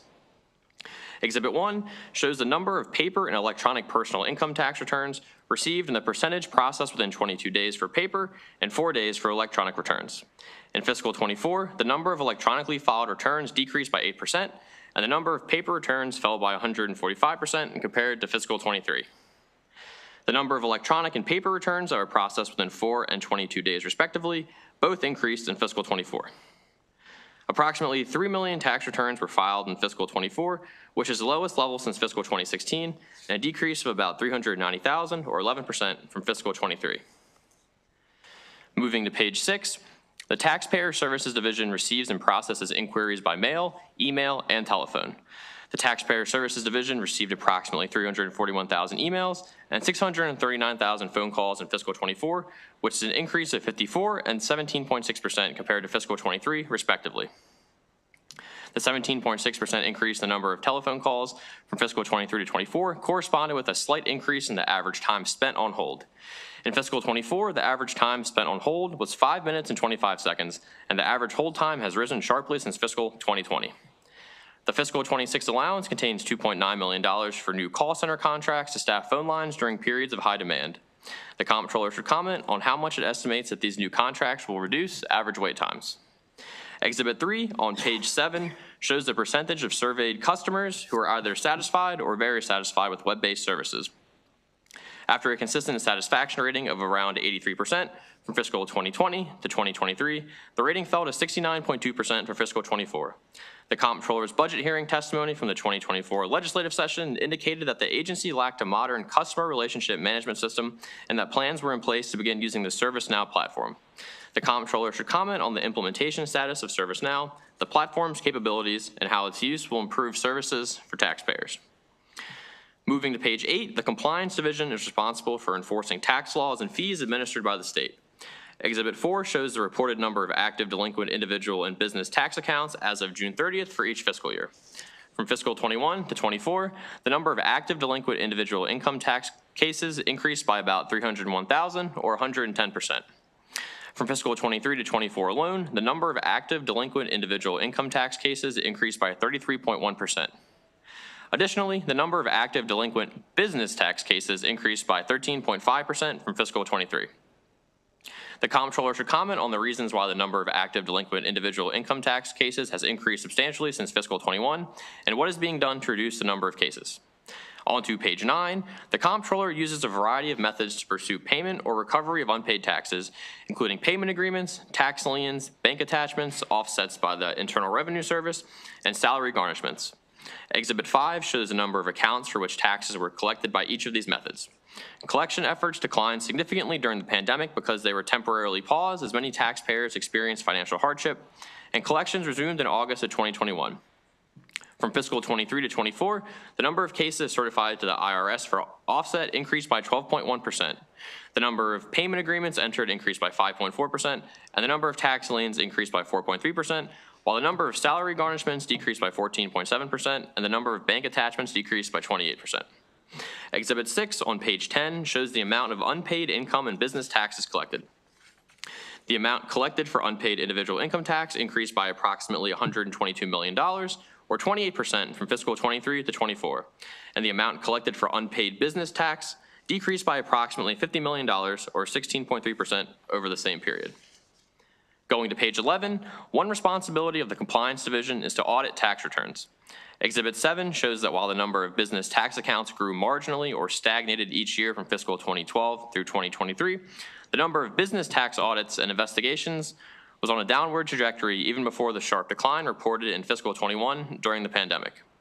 While the number of tax audits and investigations only increased by 21, or about 4% in fiscal 24 compared to fiscal 23, the number of estimated business tax accounts as of June 30th, 2024 rose sharply relative to its historical pace and increased by about 79,000 or 16% over the prior year. The agency has reported that business audit staff was reduced by nearly 50% over the past decade, and that this explains the downward trend in productivity over the same period. From fiscal 2016 to 2022 alone, 31 positions were transferred out of the Compliance Division to other units within the Comptroller's Office based on most urgent needs. On page 12, the Board of Public Works approved 5 cost containment measures totaling $1.15 million, which delayed the hiring of new positions during its July 17, 2024 meeting. Additionally, Section 21 of the fiscal 25 budget bill added a total of $1.7 million. The 2026 allowance contains 3 deficiencies that sum to about $5.7 million, most of which goes towards a central payroll system replacement major information technology project. There also is a planned reversion of $2.7 million for economic impact payments due to the program being discontinued since the statutory time to file a 2019 tax return to qualify for the program has passed. Exhibit 8 on page 14 displays an overview of the agency spending. About half is for personnel expenses, a quarter is for major information technology projects, and the remaining portion is comprised of the Annapolis Data Center, contractual services, and other information technology services, among others. Exhibit 9 shows the proposed budget changes between the working appropriation and the allowance. There are increases of $13.2 million for salary increases and associated fringe benefits, including the fiscal 2025 cost of living adjustment and increments, $9.8 million for 117 new positions, which includes 68 contractual conversions, and $1.3 million due to the turnover rate lowering from 7.6 to 6.5%. Other big changes are among the major IT projects, including increases of $34.8 million for the central payroll system replacement, $17.9 million for the integrated tax system, and $15.7 million for the financial management information system modernization. There's also a decrease of $4.6 million for the integrated tax system, which is mostly due to a fiscal 2025 deficiency.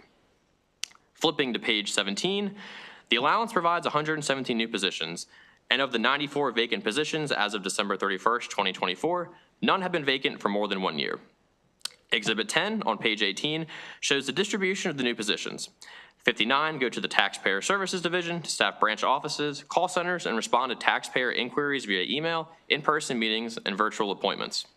33 go to the Revenue Administration Division to perform work related to adjustments, pass-through entities, manually approving individual and business tax credits, and preparing data for the transition of personal income taxes into the new tax processing system. Page 19 discusses the Financial Management Information System, or FMIS, major IT project. Chapters 22 and 23 of 2023 required the Office of the Comptroller, Office of the State Treasurer, Department of Budget Management, Department of Information Technology, and Department of General Services, collectively known as the governance bodies, to oversee the modernization of the state's FMIS. The current FMIS was implemented in the mid-1990s and encompasses accounting, purchasing, inventory, and reporting applications.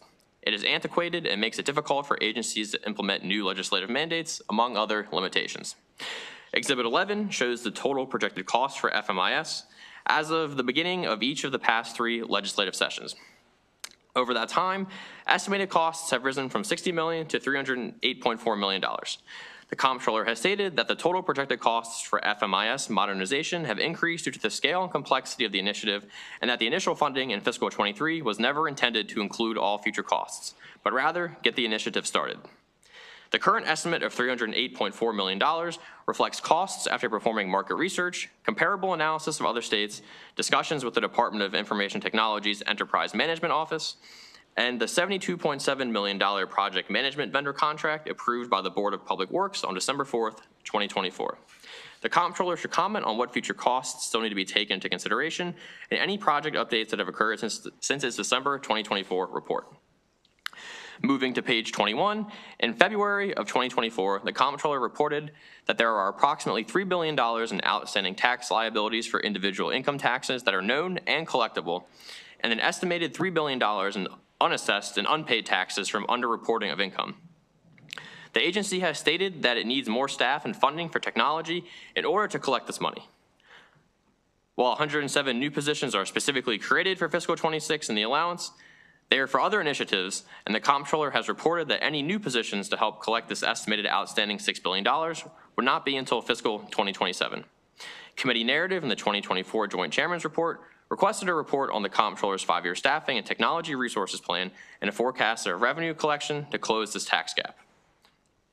The Comptroller indicated that hiring and onboarding must be staggered to match the capacity of the human resources team to process new hires and coordinate training, so the report covered more than 5 years. Exhibit 12 on page 22 comes from the report and shows the population of various states comparable to Maryland and the ratio of residents per number of audit, collections, and compliance positions. Maryland has 22,710 residents per position, which is the highest in the chart. The next closest state to Maryland is Tennessee, which has 22% less residents per position. The Comptroller's proposed staffing plan would add 88 audit, collections, or compliance positions, which would place Maryland at 17,000 residents per position, which would be on par with Washington. Exhibit 13 on page 23 lists the specific requested positions along with their salary level as of fiscal 25.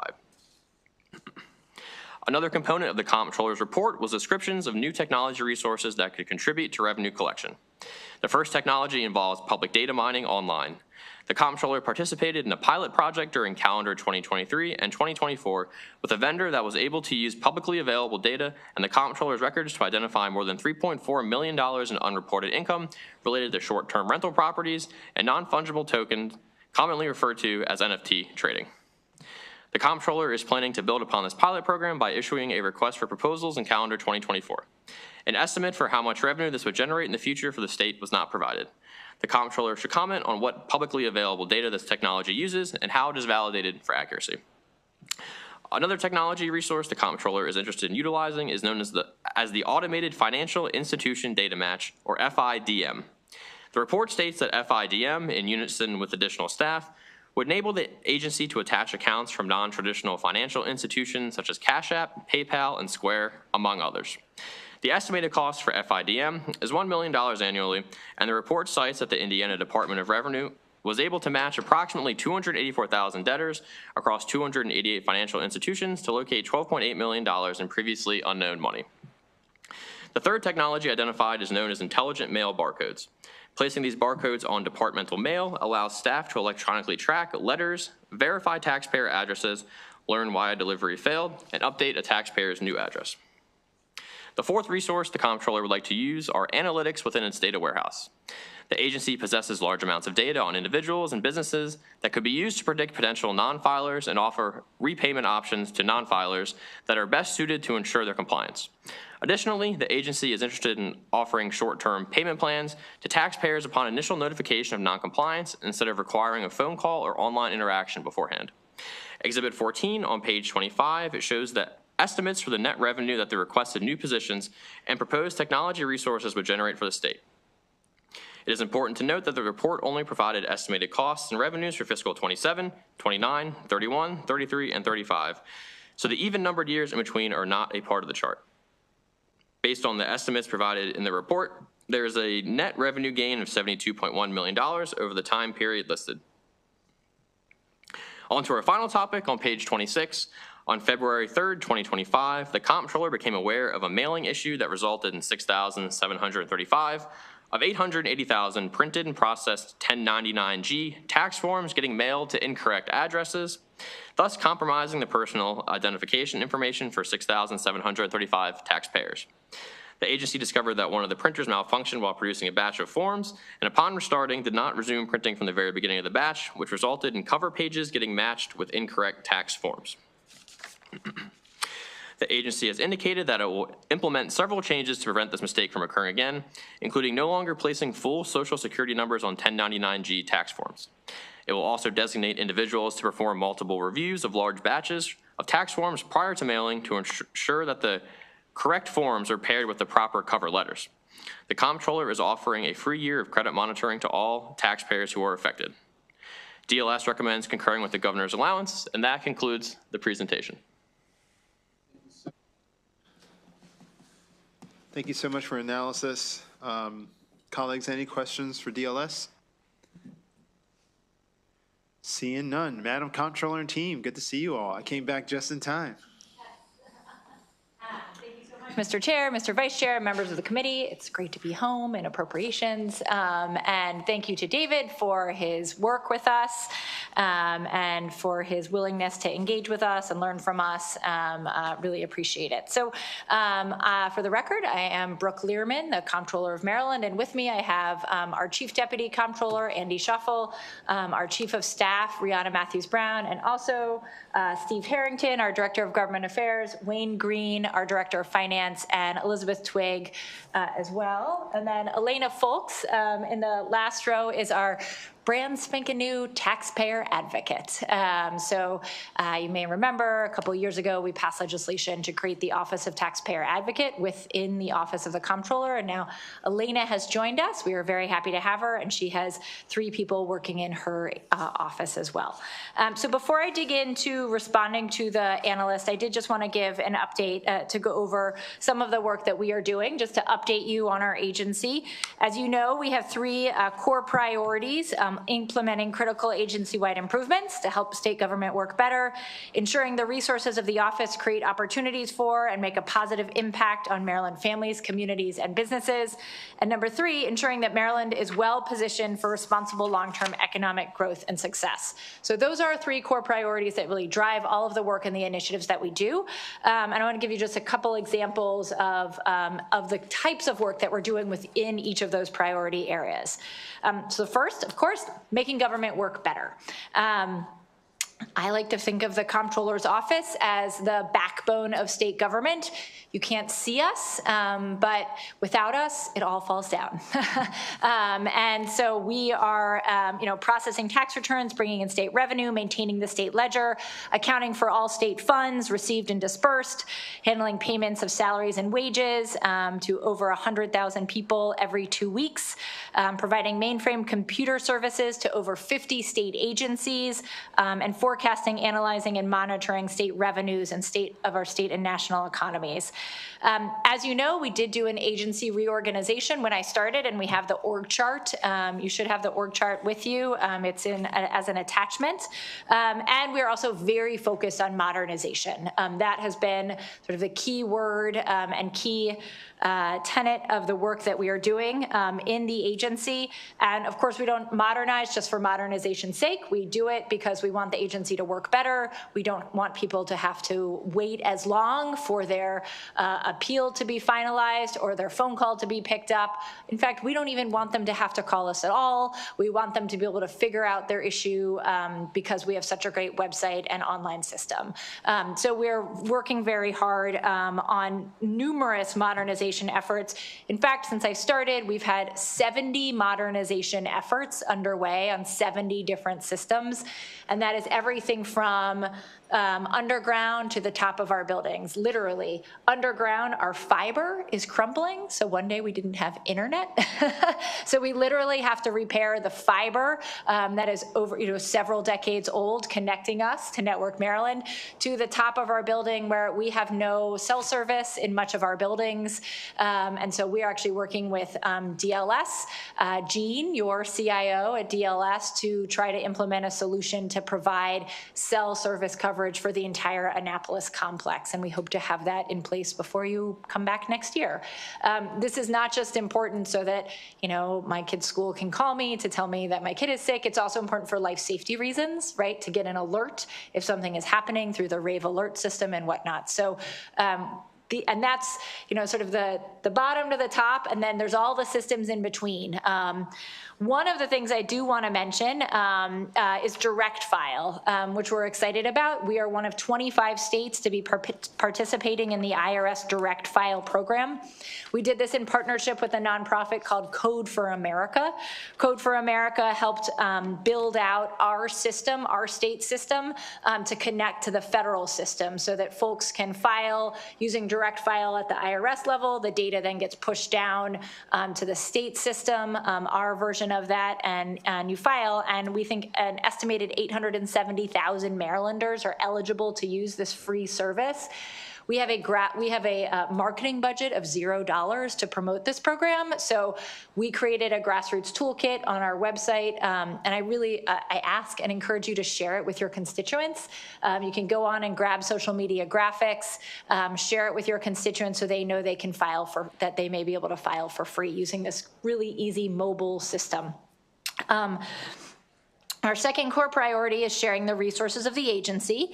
I want to mention just two quick things there. The first is about a program that many of you know about, but might not think of this way.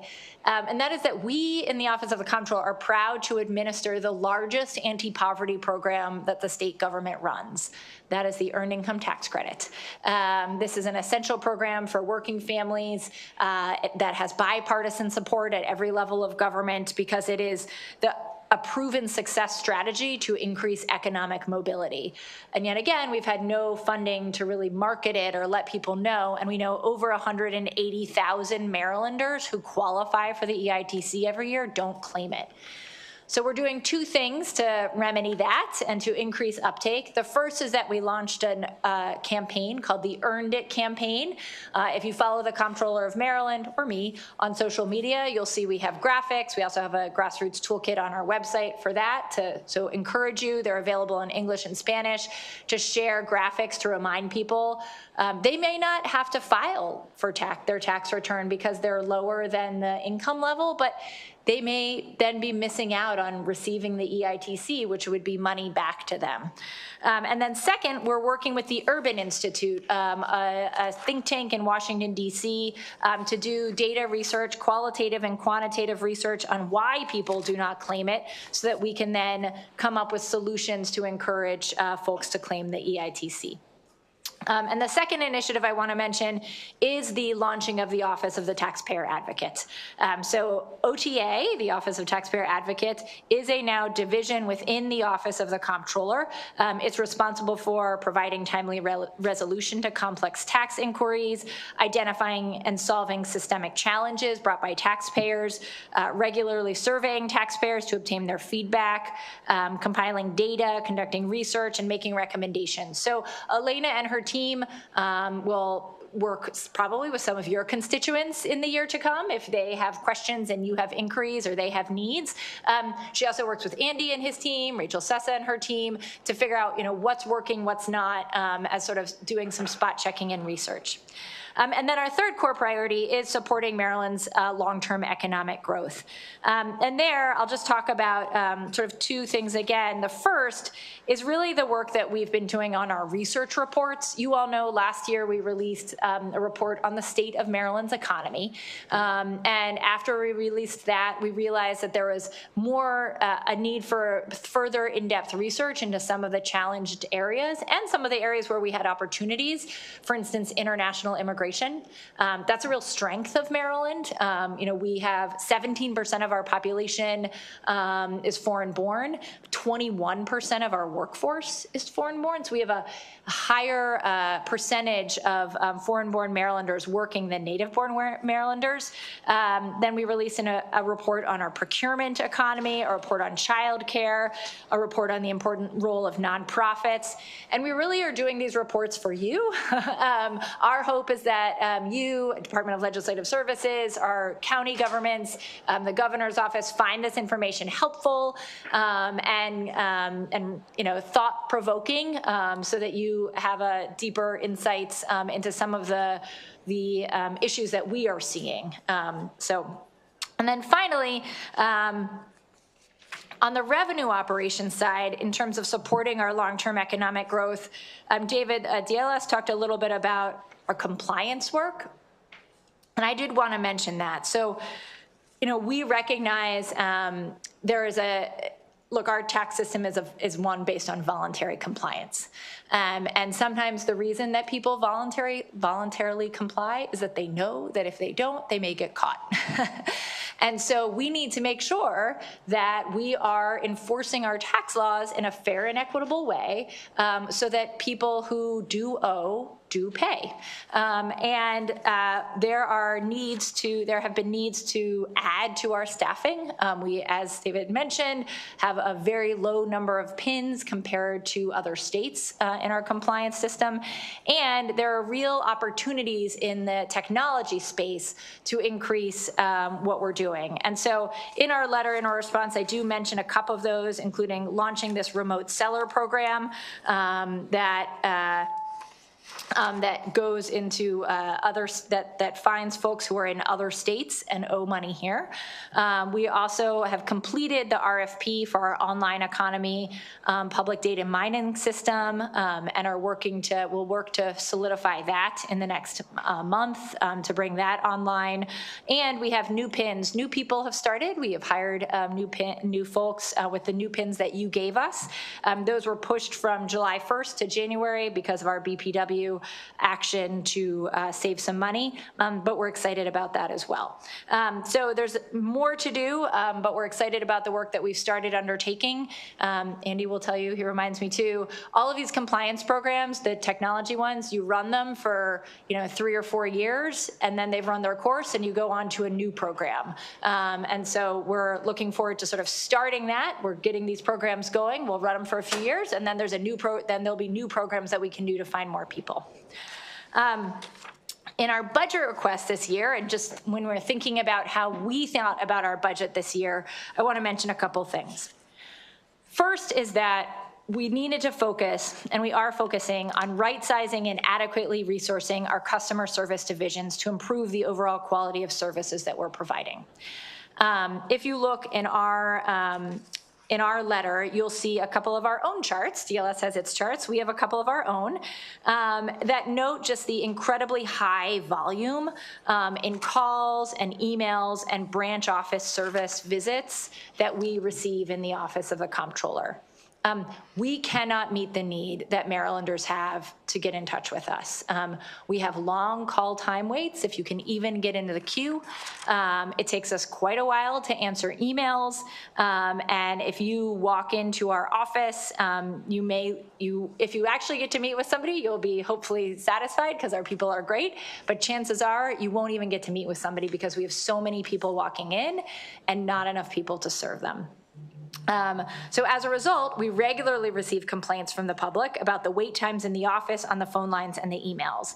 And these complaints also lead to early burnout by team members who, just are frustrated and tired of being yelled at. And, they don't blame the folks because the folks can't get through, but it just leads to sort of a vicious cycle. We instituted a comp stat program. So we have a stat program now that checks and follows many of our metrics, and they produce these charts. And what we learned after we analyzed the data was just using the data from 22 and 23, so not 24, which shows a big spike, just using 22 and 23. If we wanted to answer 80% of the calls that we receive, we would need 129 new PINs. So I just mentioned that because although we're not going to receive 129 new PINs, I think it's important that the public and you all understand that this is not just like, oh, she just needs a few more PINs and that'll solve the problem. Marylanders need to get in touch with us and they can't. And that's incredibly frustrating to me. And I know it's frustrating to you too, because constituents reach out to you and say, hey, I can't get through to the comptroller. Can you please help me? We're very grateful that the governor's budget allocated 25 new PINs and converted our contractuals into PINs in our taxpayer services division. So that will have a very positive effect on our customer service, we know. We also are grateful that they included funding for a call center. So one of the reasons for this high spike in 2024 was because we rolled out Maryland Tax Connect for businesses. And so there was a huge spike in call volume and emails and walk-ins because small business owners needed help. And we are, that's my phone, if you want to get it, Liz. Sorry, that's my son is about to get on the light rail to get home, that means. And we need to make sure that when we roll out Maryland Tax Connect for individuals, we have a temporary call center stood up so that we can handle the call volume. Because people need to be able to get through and our phone lines just can't take it. And we anticipate a high volume.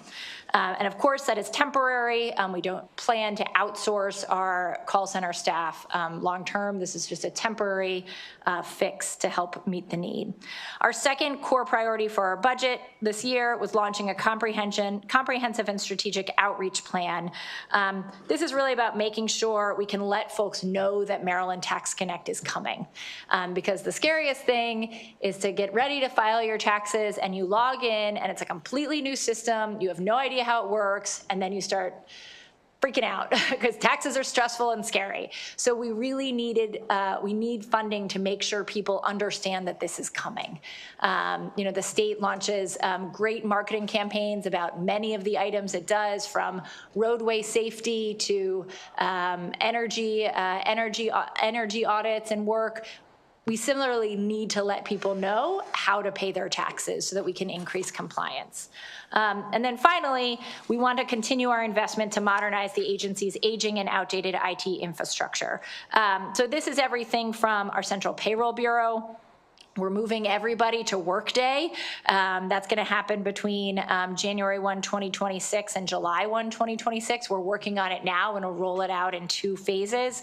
We're launching a new website that's actually 508 compliant, so it won't violate federal law in a few weeks. Embedded in that is our customer relation management system, our CRM, which we're excited about.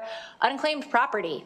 We are launching a brand new unclaimed property system at the end of this year, where we will join 40 other states in a system that is modern, new, easy to use, and will allow us to process claims much more quickly and to proactively send out money to people who are owed a small amount so they don't have to go through the rigmarole of applying and finding their money. In compliance, we're modernizing our compliance programs. And of course, our FEMAS upgrade is ongoing and gargantuan.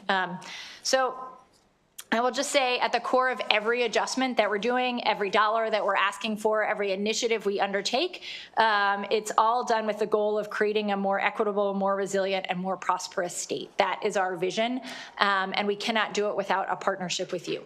So thank you all for the work that you've been doing with us for the last couple years, and we look forward to continuing that partnership. Now I will go to answer the questions from our DLS analyst. So the first question was the comptroller should comment on how much it estimates the new contracts will reduce average wait times. So we do not know yet is the answer. We are just launching our CRM. We won't have any usable data on that for 90 days, but we are looking forward to sharing information on that as soon as we can. On that CRM as well, the DLS asked us to comment on the implementation, its capabilities, and how we'll use it. So the implementation, we're calling it MyCom Connect. It went live on February 10th and will be live externally when we roll out the new website. Current capabilities include all incoming calls and all incoming emails will be routed through this system, so they'll create a data point that enables us to track that case. It will also enable call center staff to know the taxpayer's interaction history and will help management. So internally, it will allow us to identify and track our team's interactions with taxpayers. So that's a few of the capabilities. This is a pretty basic thing that everybody, any agency that's interacting with the public should have. So we're excited that it's launched. Compliance also asked that we comment on the reasons why the number of active delinquent individual income tax cases has increased substantially since FY21 and what's being done to reduce the number. So none of the comptroller's compliance programs ran during COVID. Like, full stop. We're the only state in the nation that did not do any auditing during the COVID state of emergency. Technically, they started running again in August 2021 after an almost year-and-a-half hiatus. In reality, the staff of the compliance division had moved to other areas during COVID. They were taking calls through taxpayer services. They were just doing other work. So very few staff remained to actually restart the compliance programs. We hired a new compliance director who started the same month that I did, and then we began rebuilding. We are now a fully rebuilt division. We have caught up running our programs and issuing our assessments. And in FY24, compliance collected $558 million in personal, is that the personal number? In personal income tax collections, which was a 113% increase over FY21.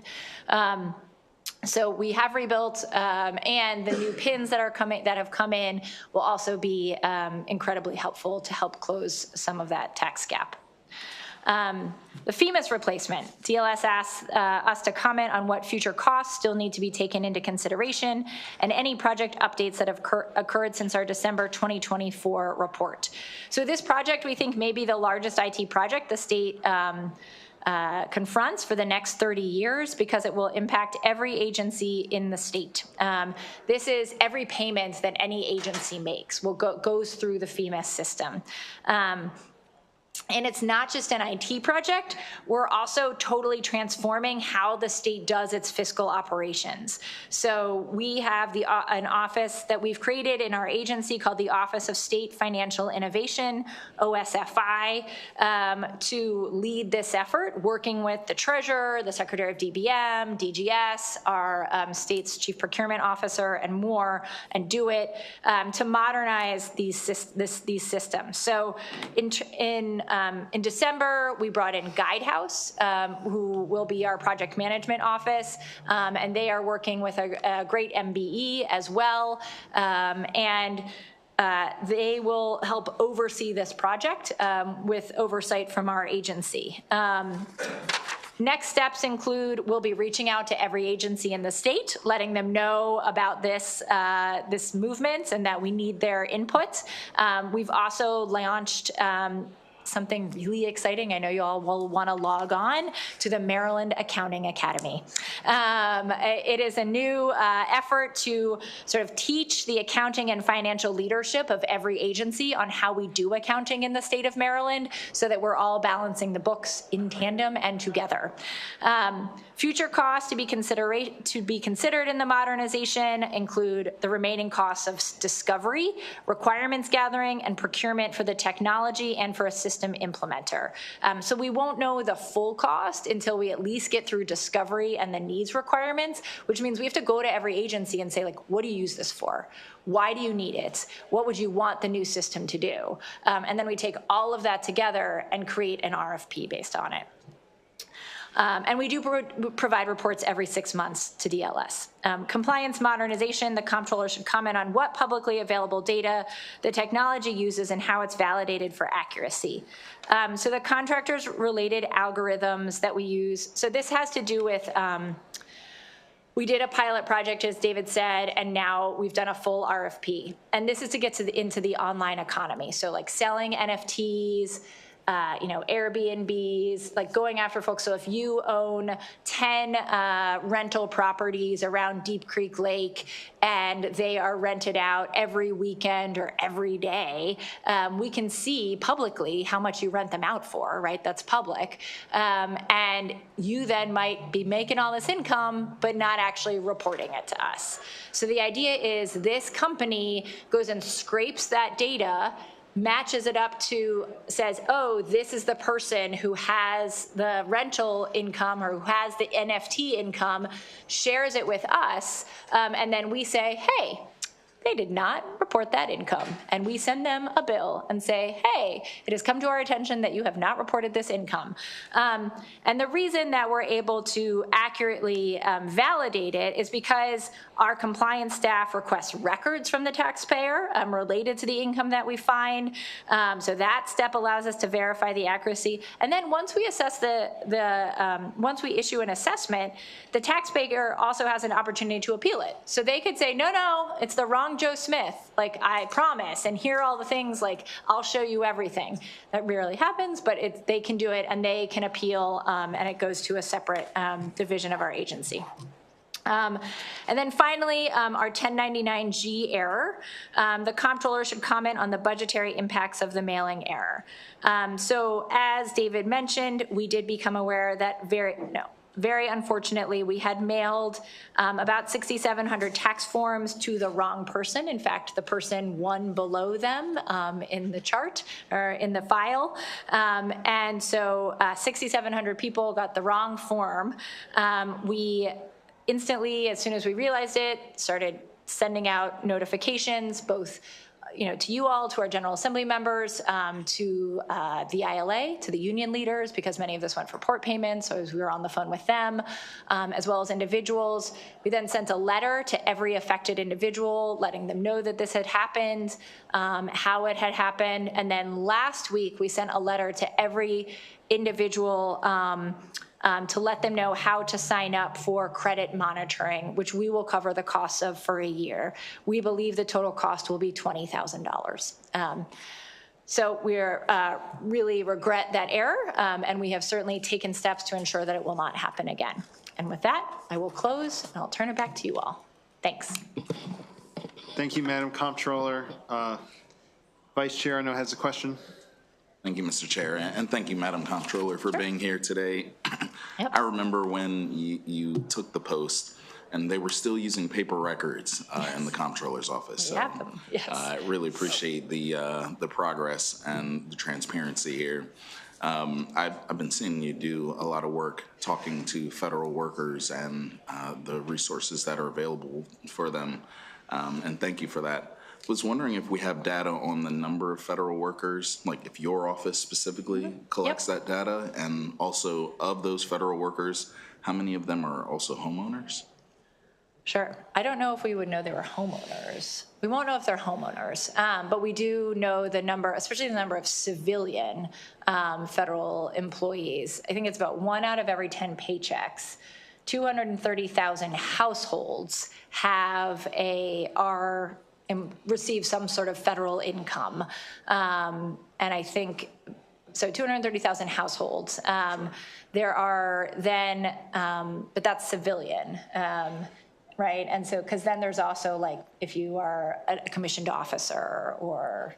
Right, some of the more top secret, which is them. prevalent in Maryland, right? Sure. Is not necessarily reported there. Yeah. But, you know, and it excludes the contractors that are also being affected right now. Absolutely. Just trying to figure out, like, The numbers. if some of the worst discussions that are taking place on the federal We're level. very concerned. So Exactly. we do have all of that. We have that data. We're happy to send you all the numbers that we have on how many have reported income and the number of households, and and also and some of these are jobs within Maryland. Some of them are driving to Virginia. Some of them are driving to DC. Sure. So it varies. And then of course we did this report on Maryland's procurement economy in June. I think it was 16% of our GDP is based around procurement. Half of that is federal procurement. And so, federal employees are one piece of the equation, but contractors, of course, are an also very important piece of the equation. And I have to imagine that they'll also be cutting contracts. There won't be people to process contracts if they cut all these staff. So it will have a big effect. I was talking to some friends of mine who work at a federal agency, and they've already cut their gym membership, like aren't going out to dinner at restaurants, like everything. And it's hard to forecast how wide the impact will be, but it's on all of those types of services, and sales will be affected when people have less to spend, or they feel, even if they aren't fired, just the anxiety around it right now and the uncertainty that they're facing, I think is causing people to not spend as much too, because they don't know if they will retain their jobs. Yep. Absolutely. Well, thank you. I appreciate it. Thank you. And you probably know this, but so the counties with the highest percentage of federal employees are St. Mary's, Charles, and Prince George's. Yeah. We are acutely aware. Yeah. Delegate McComas. I just have a question, Controller Learman. The concern that I have is I remember a long time ago being in local government, and the concern was, if we got really crazy about computerizing everything, this was going to really cut out the senior citizens. Well, now that I've crossed that bridge, my concern is that not everybody is as savvy as the Controller's Office or the CPAs or even the legislators dealing with computers. And what my concern is are you doing any special outreach? Now, and I know there's programs, in the library and folks that volunteer if it's just an easy return, but when it gets a little more complicated, like they might rent an apartment that's part of their house, things like that. And so can you kind of explain what you're doing for those that are not the great computer people? They don't even have a computer. Sure. So we accept paper returns still. So you can always fill out a paper return. We don't have the resources to do as much outreach as we would like, but we do have one person who's dedicated to senior citizen out to our seniors, to working with them. She works regularly with the Department of Aging. In fact, she's doing a webinar tomorrow for seniors on taxes and talking about, their options. So certainly, and then of course, folks can come into our offices if they don't want to call or email us. And then there's a number of VITA for low-income seniors. There's many programs through our VITA, or Volunteer Income Tax Assistance programs, like the Cash Campaign of Maryland. And actually, AARP runs tax assistance programs that are not income limited. So many seniors reach out to AARP as well. Just real quick, do you have a list of kind of those so that I could maybe, you know, pass it out to my constituents? we can Because send you that would just be helpful, just to make sure that they're safe, that there's backup. We'd be happy to Because I send know you every something. time I look and somebody's computerizing something, I got to get an email, password, the whole thing, and it drives me nuts. Yep. I can't even remember my password here. I know. So thank you very much. Yeah. Yep, absolutely. No worries, and I feel the exact opposite. When I get any piece of paper, I'm like, Yeah. I'm gonna lose this and be held liable in court for something. Why can't you email it to me? Two very quick questions, and I know we have a number of folks here for the Capitol meeting. Just so you all know, once we end the Public Safety Administration, we're gonna have a 15-minute break so staff can overchange everything, okay? So first one is on the mailing error. I just wanted to know, is the state liable at all for any type of damages from that? I think that would probably be a question for our assistant attorneys general. You know, they are fully aware of the situation. And I don't want to get in trouble. I am a lawyer, but I don't want to speculate too much. I think it would really depend on the circumstance. Yeah. You know, if how much we would be liable for if something happened, what the bad actor had done with it, how they'd gotten it. If there's anything good about this situation, which it's hard to say, there is, but the good news was that this was not that we broadcast 6,700 people's Social Security numbers online. It was that each person got a letter. So it only went to one person that was wrong. And so we just need 6,700 people to be good guys and rip them up and throw them out. And it was a pretty closed universe because this was from the Port payments, the Port Act payments. And so, my hope is that they're looking out for one another, recognizing that we're all in this together. And when they got the wrong one, they realized, theirs in the wrong one too. So karma, let's rip this wrong one up, throw it out, and make sure that we keep each other safe. Yep, and the state knows who all those 6,700 And we know who all of them are. Yes. Yes. Kind of like pointing a target on yourself. Yes. The other one, which I've gotten from a couple colleagues, is great to see the use of Cash App and Venmo as ways to, I think, receive payments and find things. Are we also looking at, I'm sure you've heard this already, the possibility of leveraging like stable coins or things like that nature for payments in any way? Stable coins? Yes. You want to take that? I don't know. Sure. I mean, we've looked around at stable coins, all kinds of digital currencies, and I'm not really sure that stable coins are stable as of yet. So it's something that's on our radar, but it's not something we're rushing to complicate the state's funding with in the fluctuating values of all of these various digital currencies, even though stable coins aren't supposed to fluctuate as much. Yeah, because they're pegged. As you can imagine, and Madam Comptroller knows, when you're on appropriations, you get questions from your colleagues from all over. Yep. I will pass on that message. But yeah, some of the colleagues was wondering if we are contemplating using stablecoins as a form of payment. I was told that I think 10% of the American people use these. I am not invested in crypto in any way. Not that there's anything wrong with it, I just don't understand it yet. But 10% of the population leverage them, so that's what the Yes, question. they do. Those 10% also use other forms of payment, so. I would hope so. Any further questions, colleagues? Seeing none, thank you so much. Great, thank you. Thank you all. We will have a 15-minute break, and then we'll start the Capital Budget Subcommittee. Thank you.